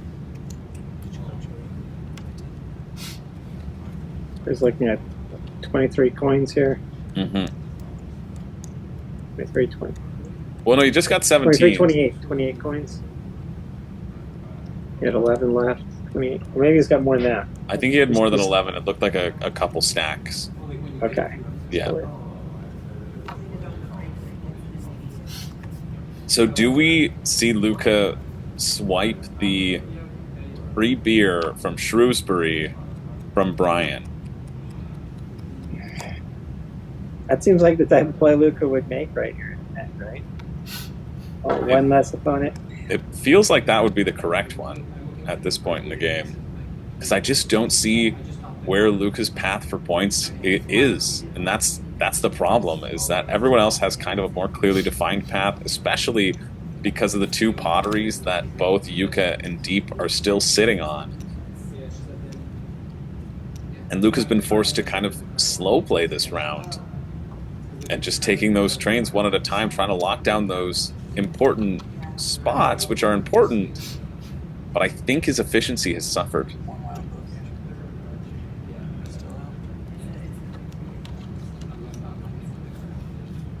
And that might be a result of a little bit of getting those iron out early and not having the flexibility to get those consistent cashback infusions this round, but I don't think we've seen that much iron or it play a huge factor. It's mostly been coal that's been the driving force behind everyone's free loans.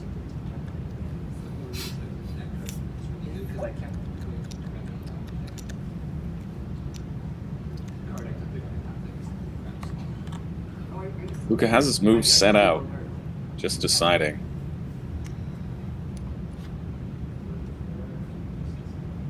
Okay. He grabs a coal.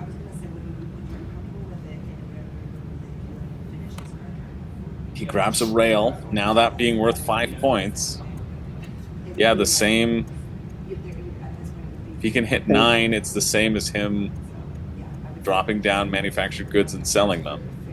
Same pattern of pace out rail slowly.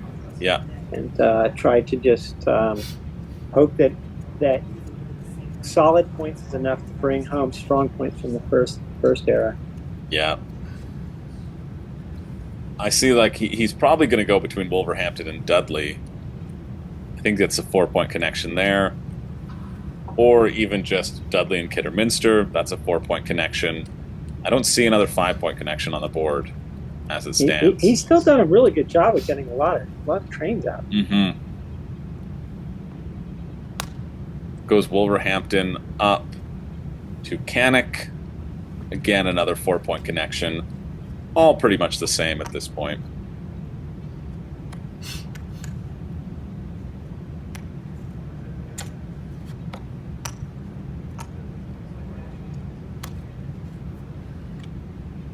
Yeah, so picks up 9 points with that play.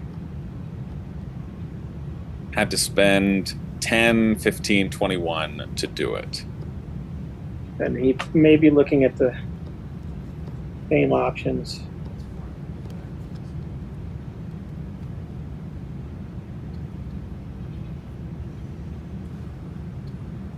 A manufactured good play would have cost him 15 to do it if he had the access to it.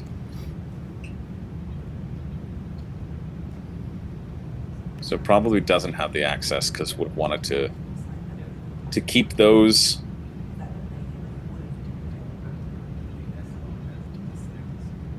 keep those rails for keep those extra dollars for something else, especially with so many little 4 points that you can grab.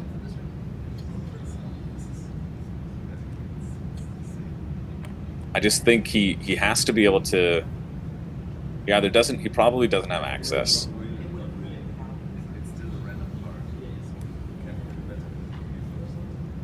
So are we still thinking deep? Get that 2 more cotton here. I think the dreams of 2 cotton feels done to me because he had that pottery, and so I think he might have pivoted just to 1 more cotton. I don't know if we started with that on you at the beginning of the round, but it is your turn. Yes, it is. Okay. Oh, I do not know that. It looked like maybe you weren't. Yes. So. Yeah. I'm just pointing out that it is Deep's I turn. figure if I raise my voice a little, it'll help wake us up. Yes. Deep lost in thought. Please do.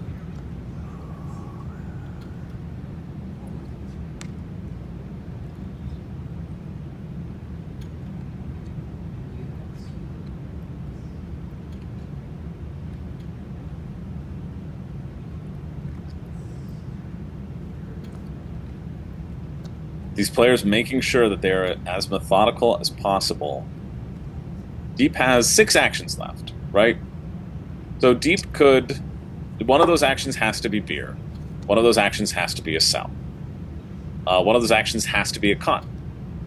Those are 3 defined actions, and then you need to have the money to do so. So let's assume one action has to be a loan in order to do that. I don't think there's the possibility with that 1 loan to be able to... There's no other way to get another beer on the board. So if he wants to sell everything, he would have to use the free cotton, which is doable in case it's loan and free cotton to get the second cotton down. But he also needs to have the placement as well. Likely one of those will be in Worcester or Worcester. And then the only other possible spot I could see for him to sort of airdrop into might be Tamworth, or might be up again into Derby would be better, because he has that connection point there now.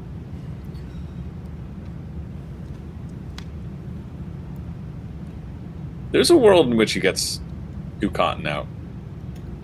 And I want to live in that world.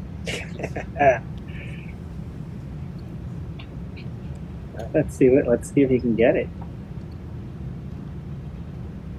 But it just depends on the amount of money needed to do all of that, because it is a lot. It's at least 34, plus the beer is 9 for the base beer cost. We're at 43. And does he need Plus- another rail too? Yeah, plus we need to spend whatever the coal is, which we can assume 8 for each one. So it's like 60, maybe 70 to do all of that. Probably more like 80, which doesn't feel bad if you've got room for loans, but we'll see the cotton play happening here. And will he get the second one out?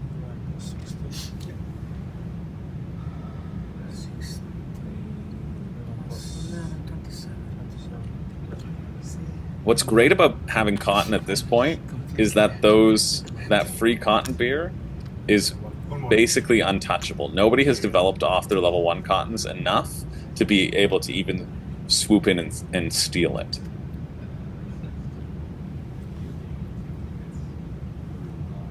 So he would have the beer to do it if you wanted to make that play.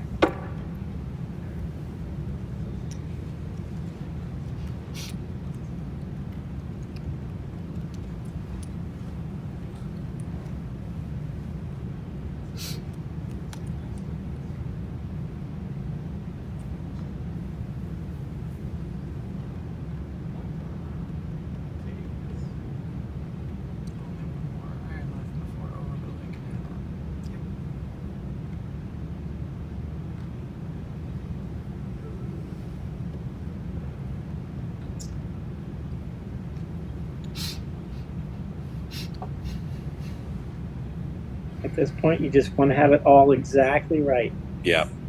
exactly right. The math has to be perfect. I'm excited to see Brian's play, though. Brian's sitting on 16 coins. His largest manufactured goods would cost him 20 plus 2 iron, so 31 coins right now. I would love to see a world where Brian's able to get that last manufactured goods out into Red Edge, one more which last man. I think he's planning on, and then be able to use both the free beer of both manufactured goods to sell those.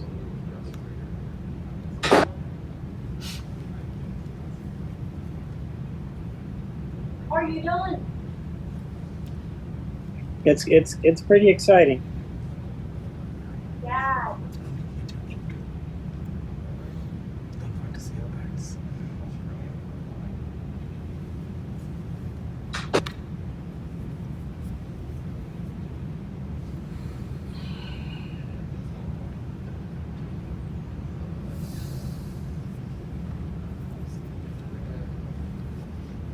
Yeah, Deep taking a long time with that second.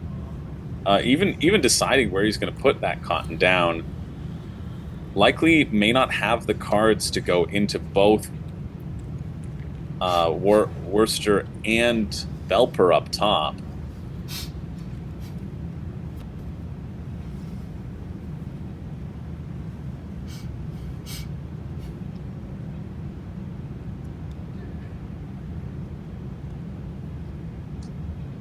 I wonder if he contemplated here a coal play, but I don't think that generates enough money for him. Yeah.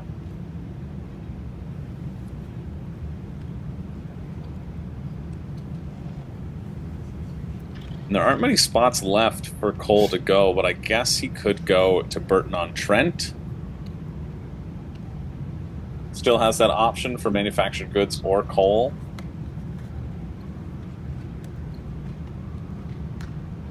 It feels like the math, he went through the math and it came out 1 coin short. Yeah. That always is the worst in these games. You have that plan. Does he have the turn efficiency to take that loan? Particularly, or the other problem is maybe he is concerned that he needs to take the loan, but he can't take the loan until later. Mm-hmm. To keep his income up, because he needs those extra $3. Yeah, and then so he's saying, I can't take that loan right now. I just can't take it right now. And what happens if I don't take it right now? Mm-hmm. We may just end up pivoting here and saying, I'm just going to have to take one less flip. Because I think he still has designs for those 2 cotton. I just don't, at this point in the game. I don't know. It's nice that he's getting this cotton out though now. That gives me hope that he might be able to hit the 3.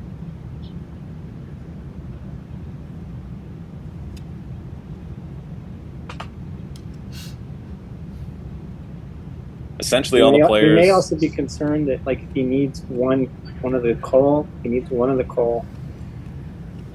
that the price could change on that really bad for him, or it could be really cheap for him, depending on if Brian's gonna put out another coal.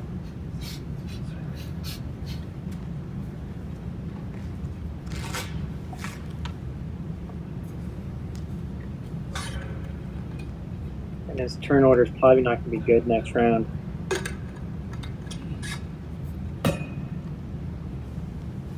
Yeah, I think Deep needs to worry the least about turn order at this point. Going up to Belper, that makes sense. But I think the concern in turn order here is if he needs to put another train down. Yeah, but I don't think he does. It's all connected up to that top right cotton selling area. And everything, and if he needs to sell down to pottery, he also has access to that through the connections of Brian. So I don't think he needs a train. So maybe he does take the loan right now.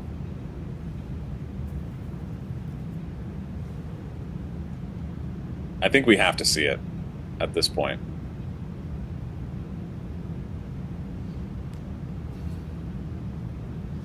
It's either loan or it's going to be some coal play. But if he was planning a coal play, he would have done it first so that he could have discounted himself a couple extra dollars. Since the level 3 cotton requires both a coal and an iron.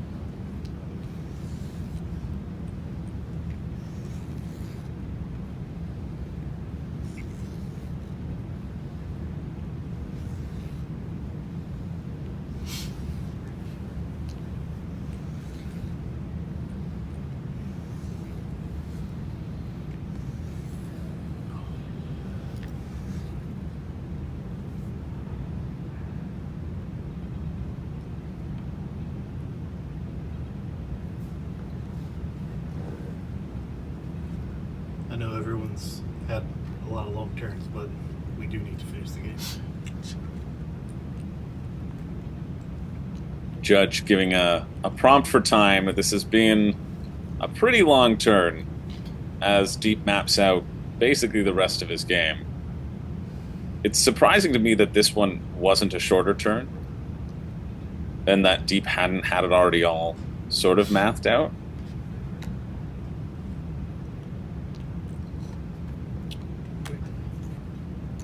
And he goes for that loan, I think. No?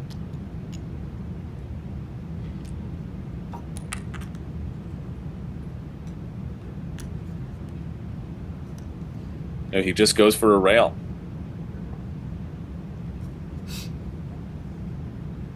I guess with this extra turn, maybe making the decision he won't be able to get that other cotton out there. It's time to just get rail points, pick up 4 points along the way. Right, the 6 card, he's playing a 6 card right now, right? Yeah. And the other ones have plans for them. Yeah, and biding his time. Yeah.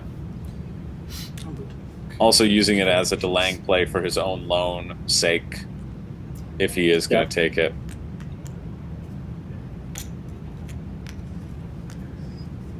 I think he did well. I mean, with his last 6 cards, I think he did what he could do. Yeah. Is it enough? I don't know. But I think he did. He made good play with those last 6. I think that's the card. Over to Brian, who has that level 7 manufactured good on the board right now. Has 2 opportunities where he could sell it. What can he do on his turn? Will he delay? Doesn't have to worry about Yuka stopping him. Brian, knowing what he wants to do, playing probably into Redditch, having the money to go into Redditch, as we thought he might.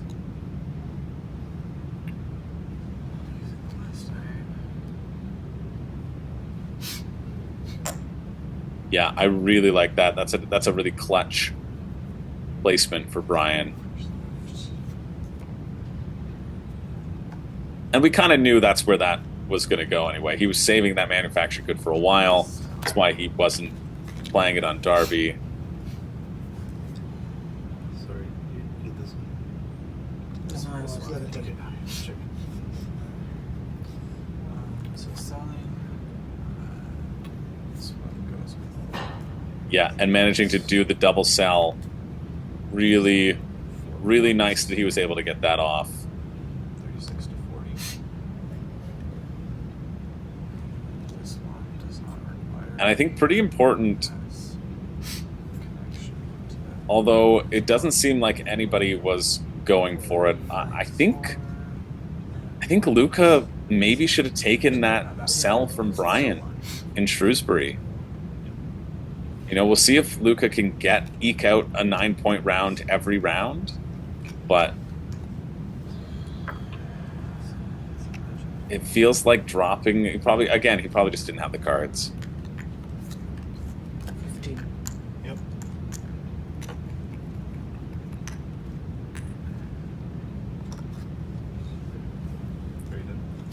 So it's feeling pretty tight right now between all 4 players. Yeah. Very much so. Yuka still has to make some good plays here. He can't drop his efficiency here either. I go for the overbuild. I can't overbuild here, but now I have to figure out who is leading to. Fucking hell. I have to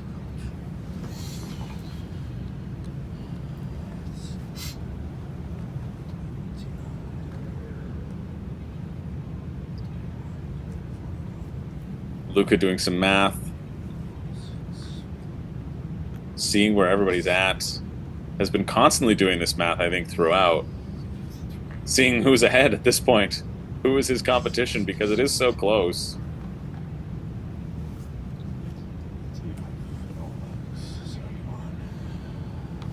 Who does he target to take points away from if he can?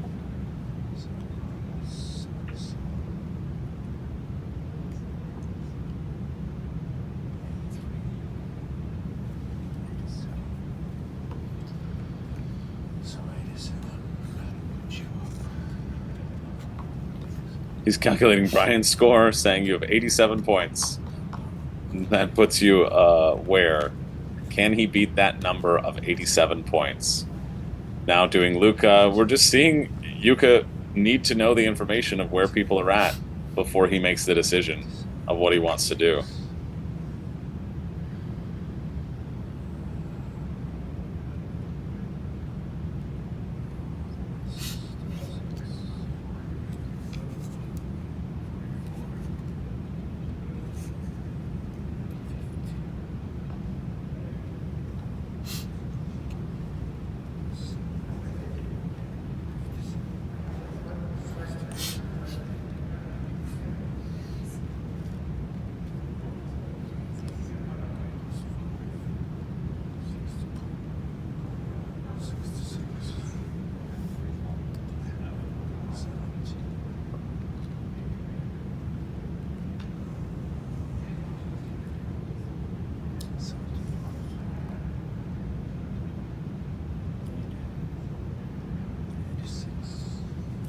I hear an 86 from Yuka, having calculated. So Brian's sitting at 87, Luca's sitting at 86. I'm sure all the other players are appreciating this sort of updated point tally. I don't think Yuka's going to do it for himself. Right. Feels like Luca has maintained enough of a lead over Brian with that preliminary point tally. just protect my iron. I believe that you're leading me if I counted correctly.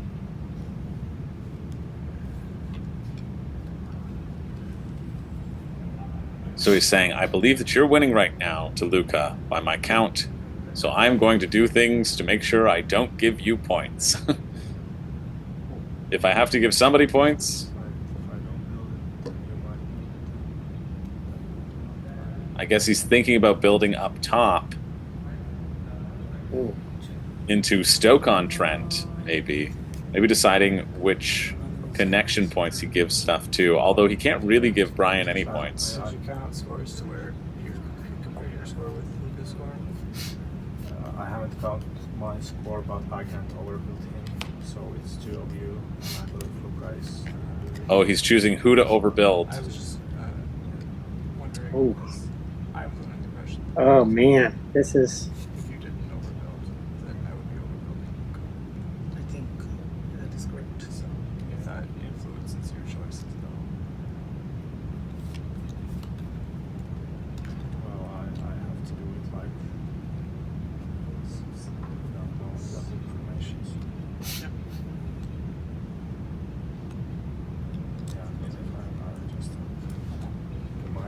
He's overbuilt. Feels so brutal. So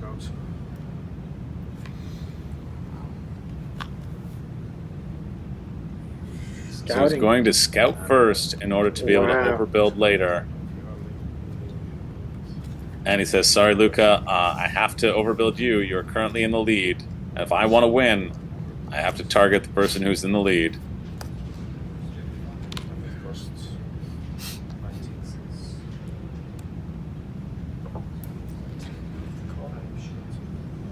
I think he's overbuilding iron. Oh no, I don't know if he can.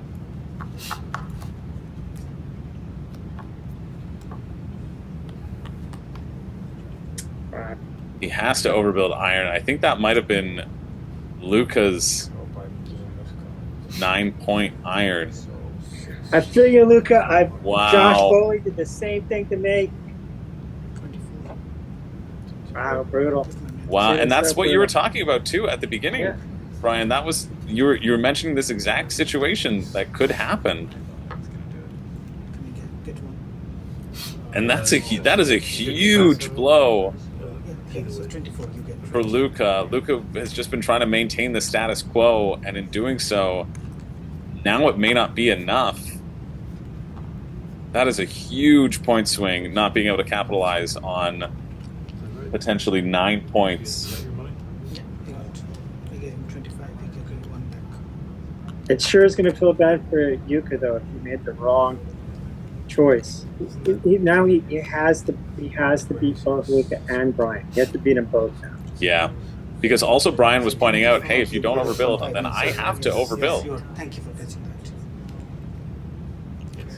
That's what I was trying to say. Brian also thinking about overbuilding. Not following. 20 is not 25.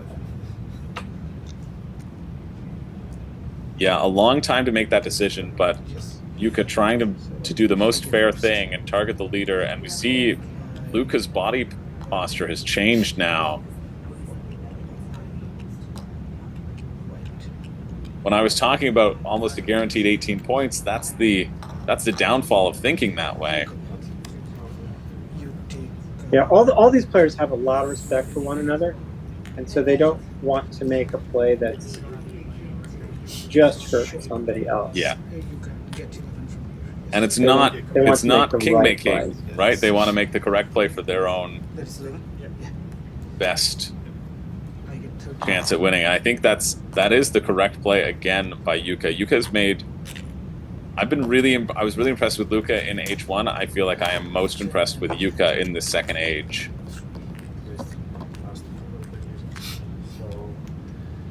So, wait, Luca, did you get I it? got my 17. Okay. I build a beer for 12.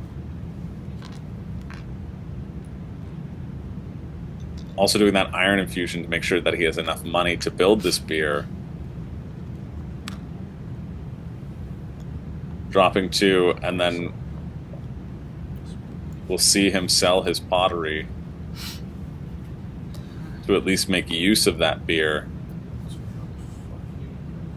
And get those points. Wow. A big back-to-back turn for Yuka.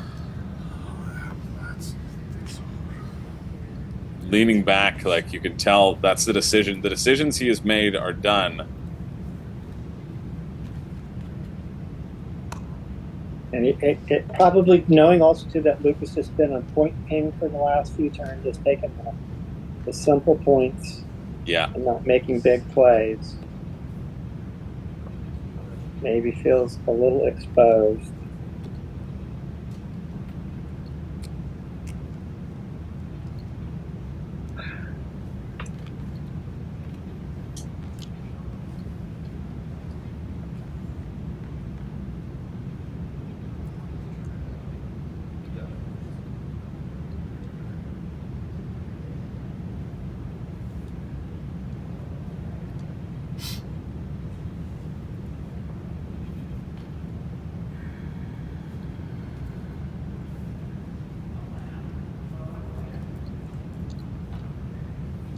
And Brian's thinking, it wasn't me.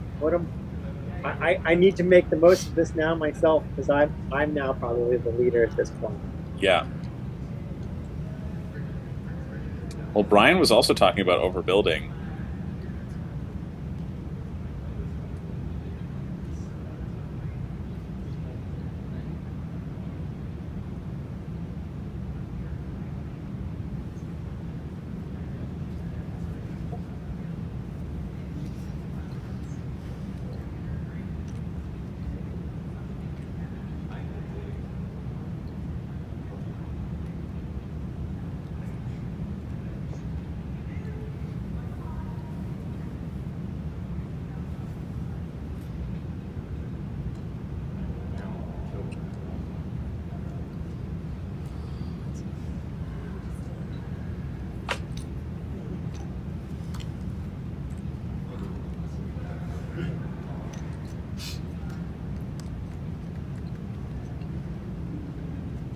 But of course, the rules for overbuilding, especially with iron, you can only overbuild if there's no iron in the market as well.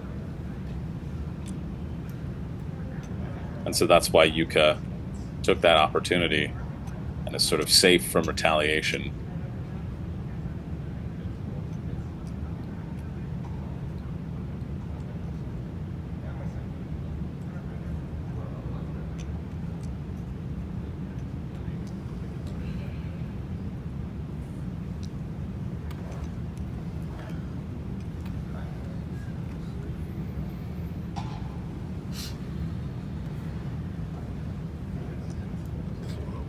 And so I don't think Yuka would have overbuilt Luca's level 4 because you also have to have a higher level in order to overbuild. So it must have been the level 3 that was there. But even still, that is 7 points that Luca has lost.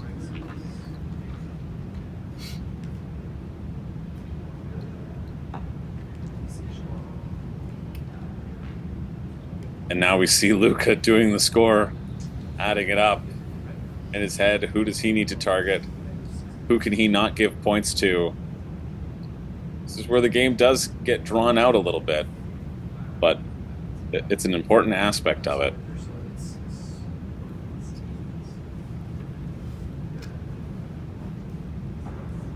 Part of the game where live scoring would help the players is if you were going up when you put the thing down and then went down. Martin Wallace choosing not to do that with their design. Mm-hmm.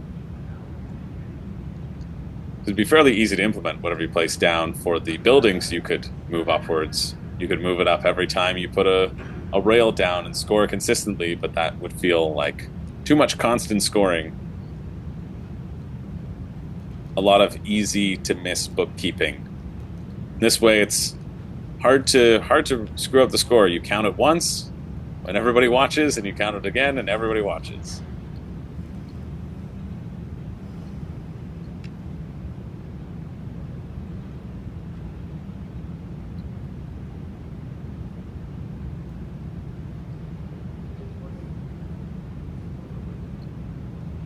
If I miscounted, it's my fault.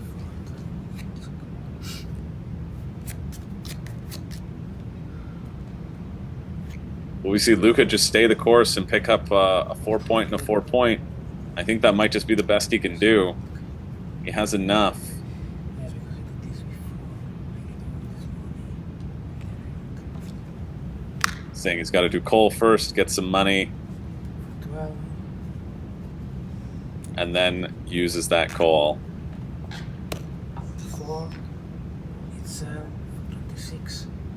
Very specifically making sure to give himself and Deep points and not Brian and Yuka. 26. Guys. One goal goes out. Sorry, yeah. It was empty. Sorry, one I already iron moved the goes iron. out. I already took the iron. Yeah, he did. Okay, but you paid 12. 11. It is 12. Oh, 12, sorry. So I Yes, don't sorry, want my to fault, yes. Yeah, Deep making sure Luca overpaid by $1. 26. Yes. 26. The players making sure, even at this late stage, that everything is above board, which is great to see. And then a double rail. And then Double plays a railing. double rail for the final using that beer. I think that's fine. It's fine play. That's points. You got Interesting. a solid turn here too. Yes. Yeah, he does have to flip over Yuka's points, though. I mean, I guess somebody might have used it, but flipping that over, that gives... I don't know if the double rail is correct here. Unless you can get more than 7, like that gives Yuka 7 points by flipping it over if nobody flipped it over. Yeah, but is that a big ask for no one to flip it over? Is that a big ask? Well, I don't see anybody needing to flip it over. I don't see Brian having a spot where I guess Brian could play an additional. Yeah, Brian doesn't have enough money. Brian only has $12, so it's not like he could play another manufactured good and then use it. Did Yuka have access to a flip himself?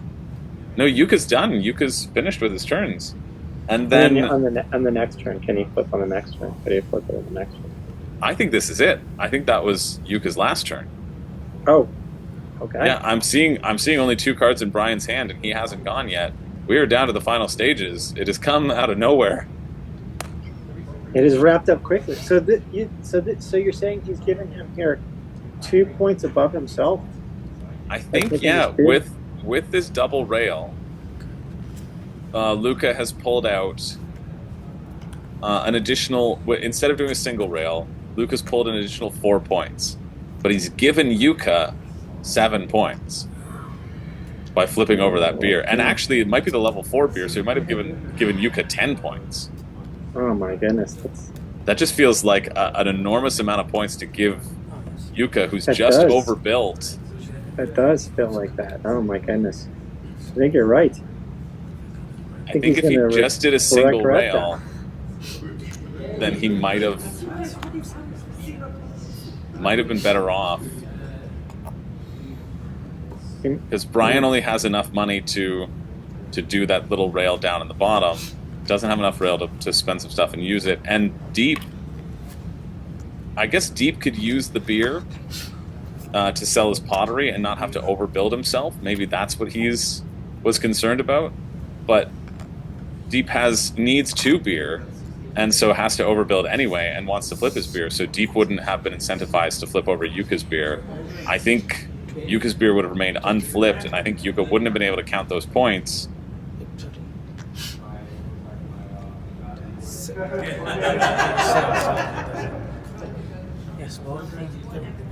I think Luca might be too heavily focused on Brian to consider Yuka even being in this, but that point bump is going to make Yuka have a real shot at being in this.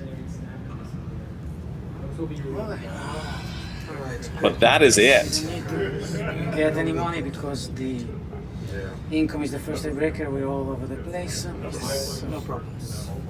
So they don't need to do the income. The income is the first tiebreaker. Order, so we start with yellow. The second tiebreaker would be most money. So now they're going to add up those points, and we're going to see what's going to happen here. Did they do enough? 3 people did not. 1 person did. No, we count everything. Let's count everything. All the canal, all the links, and then we add the links, and then we count. So they're making sure that they do it in order. 6, 7, 8, 9, 10, 11, 12, 13, 14, 15, 16, 17, 18, 19, 20, 21, 22, 23, 24, 25, 26, 27, 28, 29, 30, 31, 32, 33, 34, 35, 36, 37, 38, 39, 40, 42. 42 points for Those Birmingham links are Canals. good. They're really good. Up to 74. That's pretty good. Not recount if you move them. If you want to count, If just because if there is a tie or something. If I could just take a picture just for yeah, take a picture. Yeah, players making sure that it's late in the night. They want to take a picture. We can all agree, I'm going to note it. Yeah, but there's no harm in keeping the links. Okay, yeah. Okay, just Yeah, no harm in keeping the links just in case they wanted to recount down the line, in case it's close, in case there's a tie. Deep putting that forward. We're now on to Lucas Canals. 10,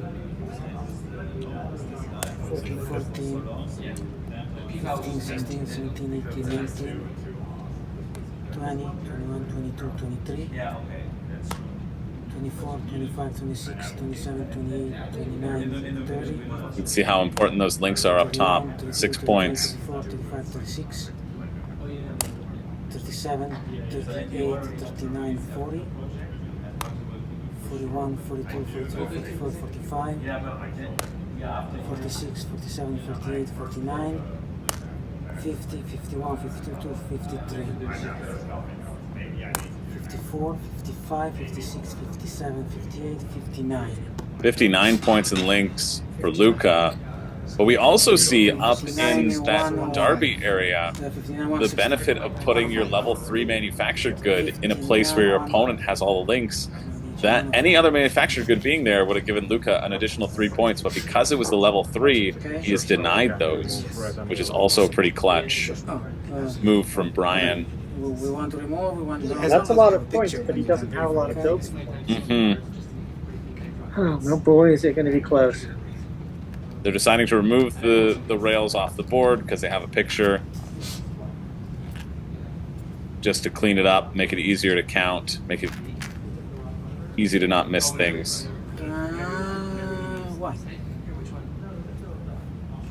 4, 8, 9, 10, 14, 15, 16, 17, 18, 19, 20. No.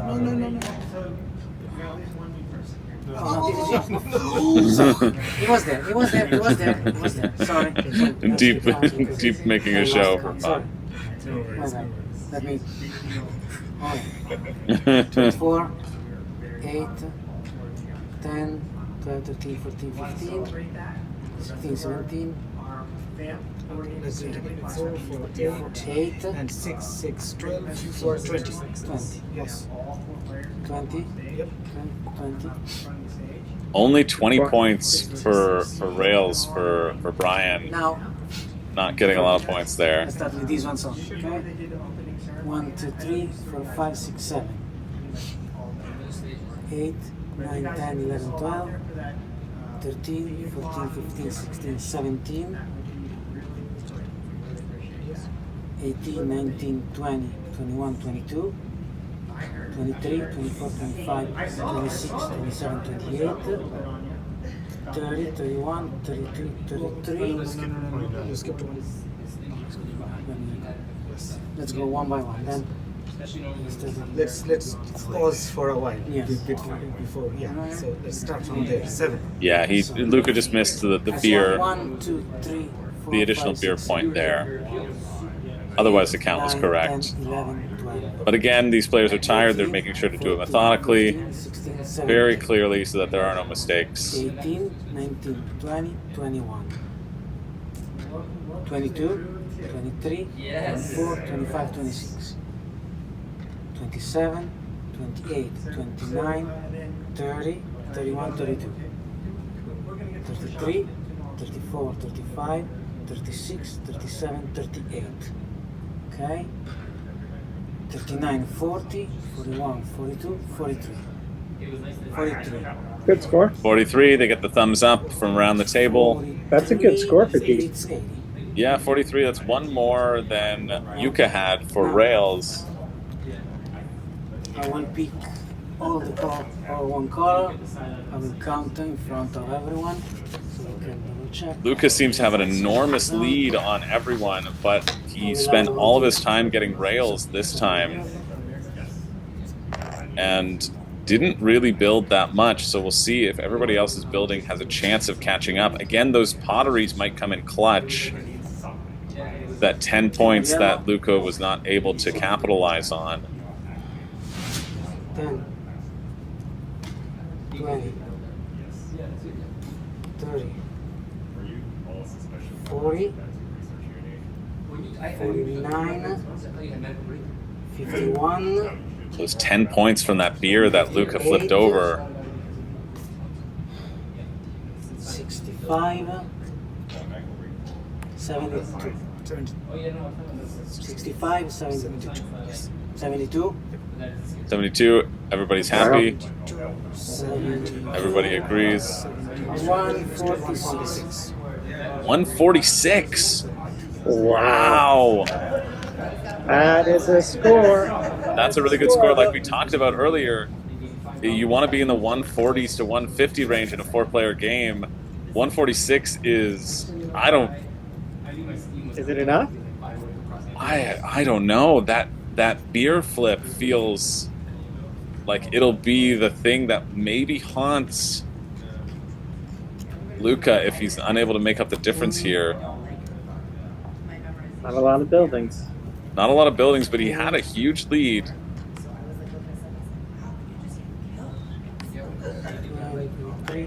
26, 26, 28, I think maybe Luca got scared of Brian and 39. stopped thinking about the points that Yuka took from him when he overbuilt.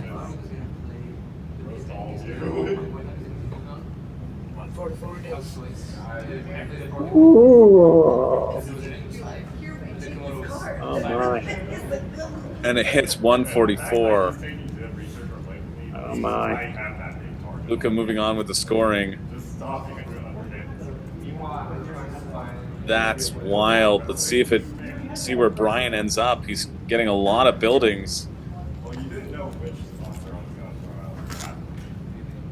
But the combo of Yuka's very solid 42 points in rails plus a monstrous 75 points in buildings.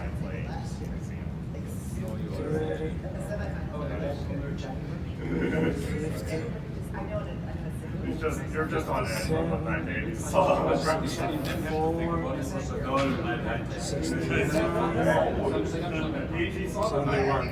71, also an enormous building score, but hitting at that 131 route. Wow, it does now Wow. very much feel like he could have conceded that second train. Yeah, I think if Luca doesn't, watching this back, Luca might be upset to realize if he doesn't flip over Yuka's beer, and all it takes is that one move. Because I don't think Deep's going to have enough points to make it around. Although I don't know, Deep's actually was sitting in second. Deep could take this with his cotton, but I think he needed one more cotton to get out. Yeah, well, let's see. Let's see. 40, 50, 59, 59. We have a picture. 39. 59, 139. If Deep had gotten out that extra cotton, So he did. It that does one look like cotton. he. Yes. Sorry, for the building total. 59. I probably don't want to be annoying, but being just 2 points, can we count everything again? I'm okay with it. I'm happy with it, but if you want to go ahead. I won't stop you. Yeah. 159. Wow. Wow. So I'm looking 139. Yeah. Luca at 144. Yuka at 146. You can hear them talking on the floor. Maybe we could do a little recount, but on the floor, as it stands, we saw the count happen. It was pretty clear. Yeah, the only Did he need that train to beat Deep? How many points did he score from that second train? What's his difference on Deep? That's true. He scored 4 extra points on that extra train. So I think he would have been 1 point ahead of Deep. Yuka would have been 10 points behind. And so I think Luca might have won over Deep by 1 point. But also if Deep's able to get out the additional cotton, then Deep takes it wholeheartedly. That's why you saw Deep thinking for that long time, trying to see if there's a way to eke out that additional cotton through the selling of the beer. There's also a potential that had Luca left that beer unflipped, Deep could have used the single beer to sell his pottery and then the free cotton to sell his cotton, and then he would have had an extra turn to drop a rail down as well. So I think Luca might have had to take that beer in retrospect, because Deep might have just taken the freebie, not overbuilt his beer, because he wouldn't have had that as he wouldn't have needed to do it because he would have had 2 beer on the board. So I think Deep would have flipped over Yuka's anyway, because he would have had the freebie and he would have been able to sell it at the free space, which would have gotten him an additional 3 points, which is the difference of the overbuild. Plus, he would have gotten another rail down and gotten 4 points. So I think if Luca doesn't take that move, I think Deep wins it, because Deep will flip it. Oh no, I think Yuka still would win, but I think Deep would be in second and Luca would be in third. I think that's what the difference is. So the overbuild, that correct overbuild by Yuka, Yeah. she's exactly the right person to overbuild. What Yeah. an amazing game. Wow. Amazing. Yeah. Just wild. That was a wild game.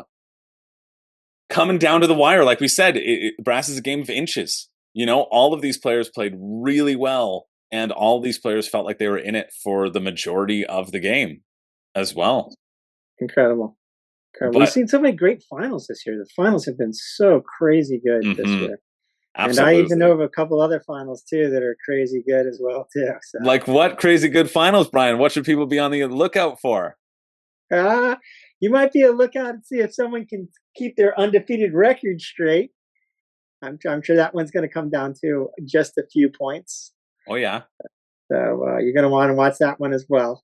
That's I true. won't say which one that is, but if you've been following us for years, you might know where the hint is. Well, there are a couple. There might be a couple finalists. There might be some repeat winners, ring winners aiming for their title. But the title for Brass goes to repeat ring winner Jukka Otonen from Finland. Congratulations goes out to Jukka. Congratulations goes out to everybody at the table. Luca, Deep, and Brian scoring second, third, and fourth. A really, really great game. And if you fancy yourself a pretty good Brass player, well, we want to see you at the World Series of Board Gaming. You can't win the ring unless you try. You can get your tickets now at WSBGVegas.com and use the code EARLYBIRD to save yourself up to $100. You can use it on any ticket tier type, even if you just want to enter one ring. One event is all it takes. Just look at Melinda Lynn and the final of Splendor. The only thing she entered, walked away with a ring. Brian, I'm going to give a shout out here too. Yeah. In our very first year, the very first person that I met at World Series of Board Game that I did not know before was this guy named Ollie from Finland. And me too. In his second year, he brought along his friend Jukka. Mm-hmm. So if you've got a friend, you should bring along a friend. 100%. Because you never know what's going to happen. Yeah. And shout out to you, Ollie, for being a good friend. Yeah, shout out to Ollie. Also the first person who I met. I think he was looking around. He showed up a little bit early. He was looking around as we were setting up. I remember chatting to him a lot. And yeah, both of them came from Finland last year. And then Jukka representing Finland now, getting another brass ring under his belt. Brian, this was a great time. Thanks so much for commentating with me. You got anything else to say?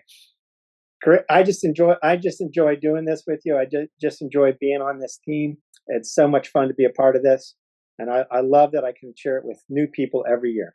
100%. We want new people to be part of this community. And so if you haven't gotten your tickets yet to WSBG, what are you waiting for? It's time to get in the game. My name's Chris George. And I'm Brian Muller. And we'll see you all in Vegas 2025.